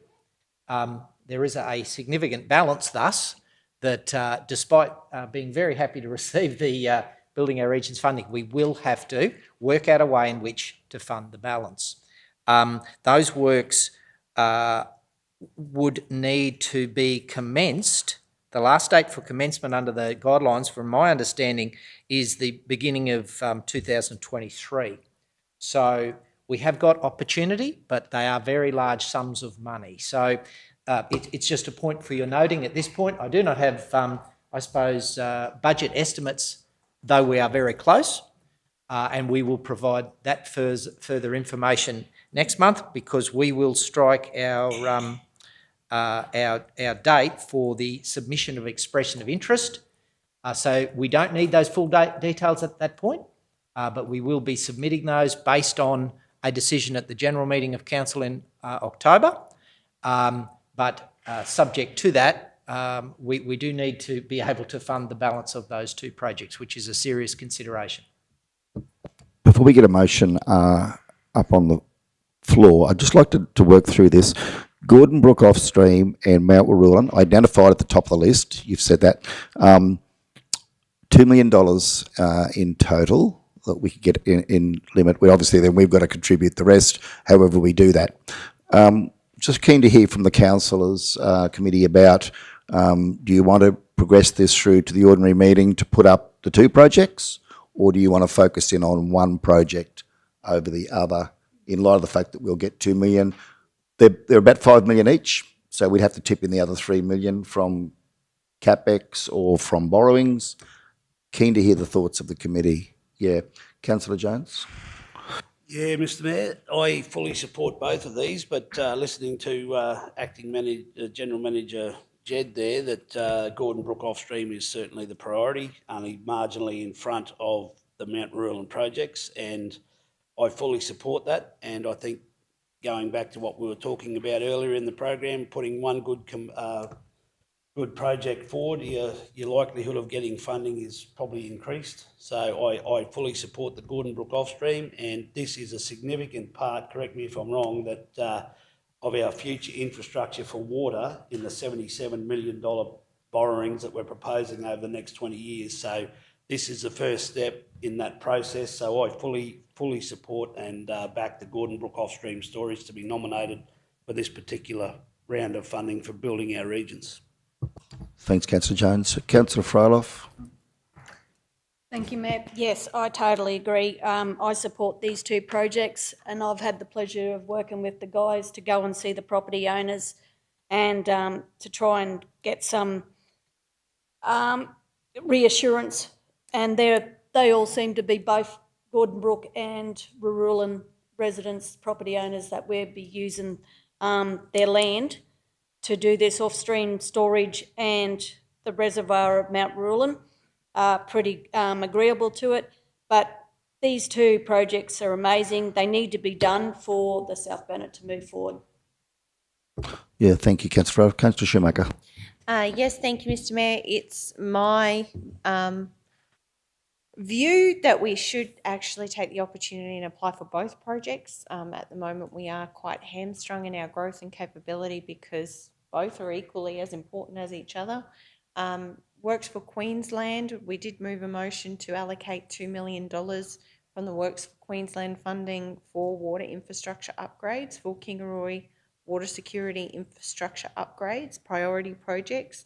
I believe these two projects really, until both are completed, Kingaroy's water security is quite uncertain. I think they're equally as important as each other. I recognise that we can only get the $2 million funding, however, for each project. However, when each project equates to $3 million, and we've already got $2 million in Works for Queensland, there's, as Councillor Jones has said, there's never been a better time to borrow money. We have got a long-term capital works program. If we have to shift things around, it's my view we actually we apply for both projects and we go for it and cross our fingers and our toes and hope that we actually get the support and the funding to execute the pair of them. I'm really concerned about Kingaroy's future without them, to be honest. So you have my full support for this recommendation for both projects moving forward.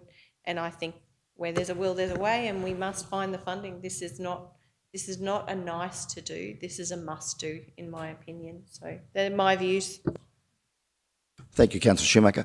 In light of that then, General Manager, $2 million is the maximum amount we can receive. I know there's a $10 million pool for the whole state in year one, 30 in year two and 30 in year three, 70 million over 3-year rollout. That being the case, how would we construct an application if we said we want to pursue both? Do we have to actually nominate the amounts, or at this stage can we just put an EOI in on both without actually having to nominate dollar amounts before 23rd of November? Mayor, I will have to take that on notice and relook at the actual application form for that first expression of interest stage. I think we do have to have a figure in there. Yep. And of course, we don't need to know that today. I mean, the decision point will be the October ordinary meeting. We've got a couple of weeks for you to provide that information, perhaps at the ordinary meeting, if you could. Yeah.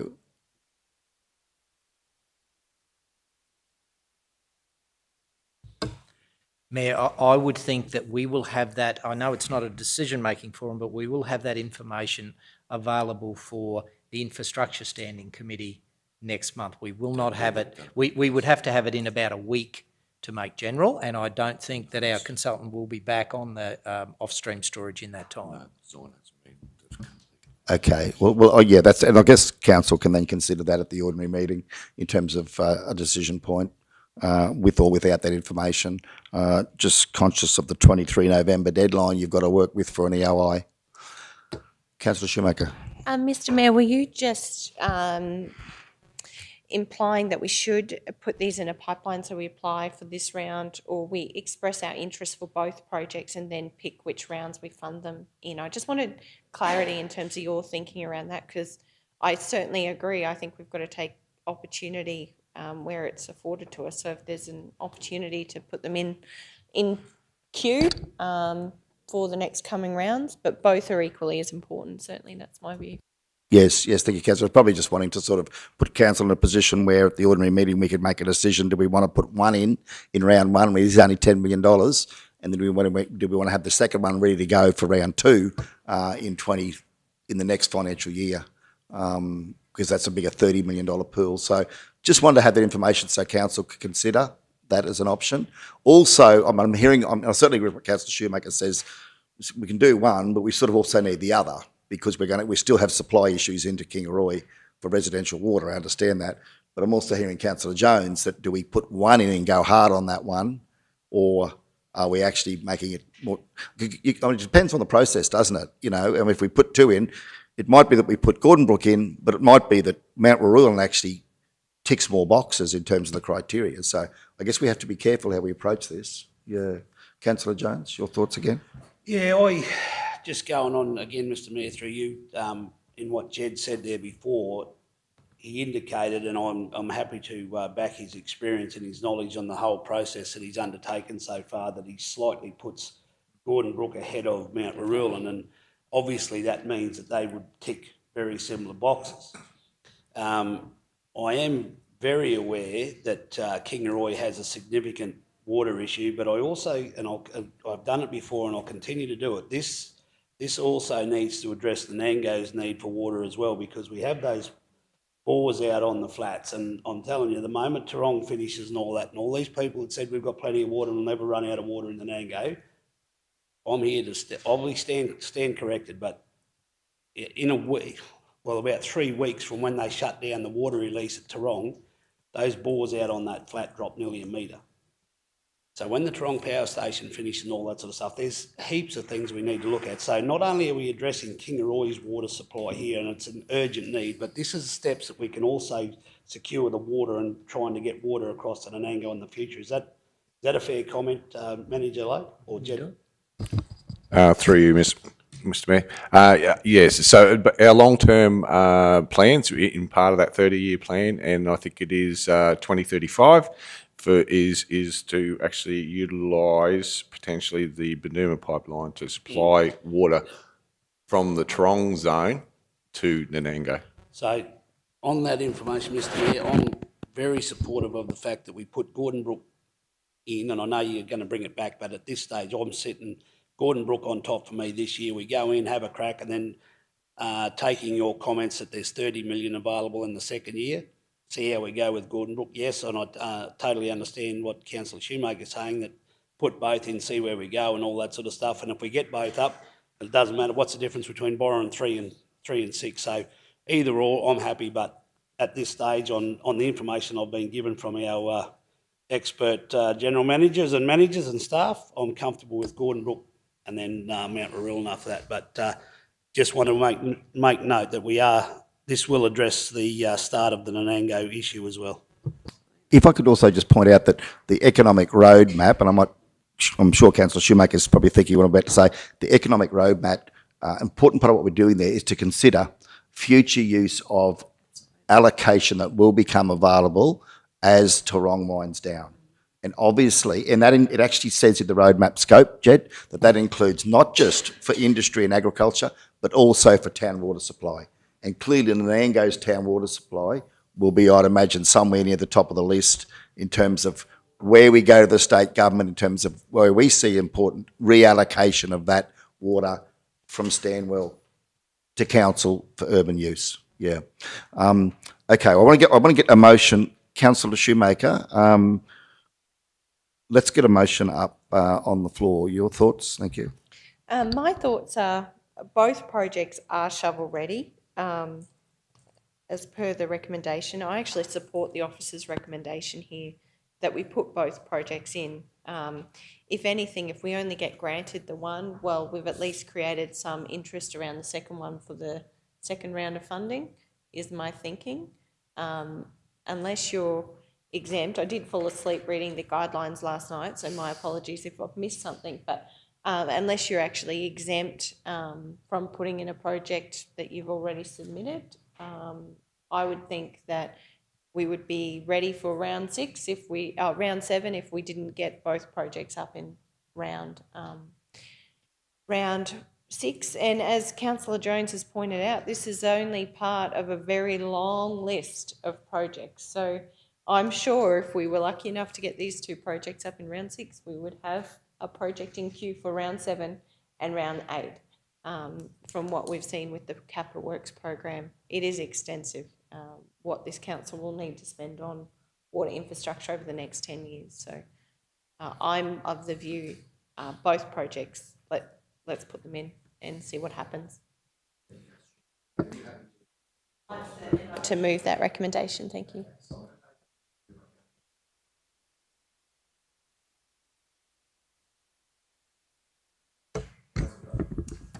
Just a question, when you submit the application through you, Mr Mayor, will you put them together as we're putting in this project as the 2, or are they separated out and you're going to apply for 2 separate projects? Because I'm concerned that if you ask for too much, it could jeopardise the chance to get one of the projects up.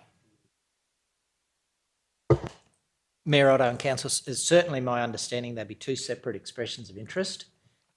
And what I was going to offer to assist Council perhaps in its general meeting considerations is to add what further information from the guidelines and from any planning that's occurred up to about the middle of next week to assist you in that. So if we can refine in any way those 2 indicative figures for your consideration, we will. I will confirm that position, but it is my understanding it is a 2-phase process, so it's expression of interest first, which is not a detailed submission, and then the second detailed submission with shovel-ready plans, details of land ownership, etc. So I'll undertake to, I suppose, add to this report, CEO, if I can, between now and the closing of agenda for the general.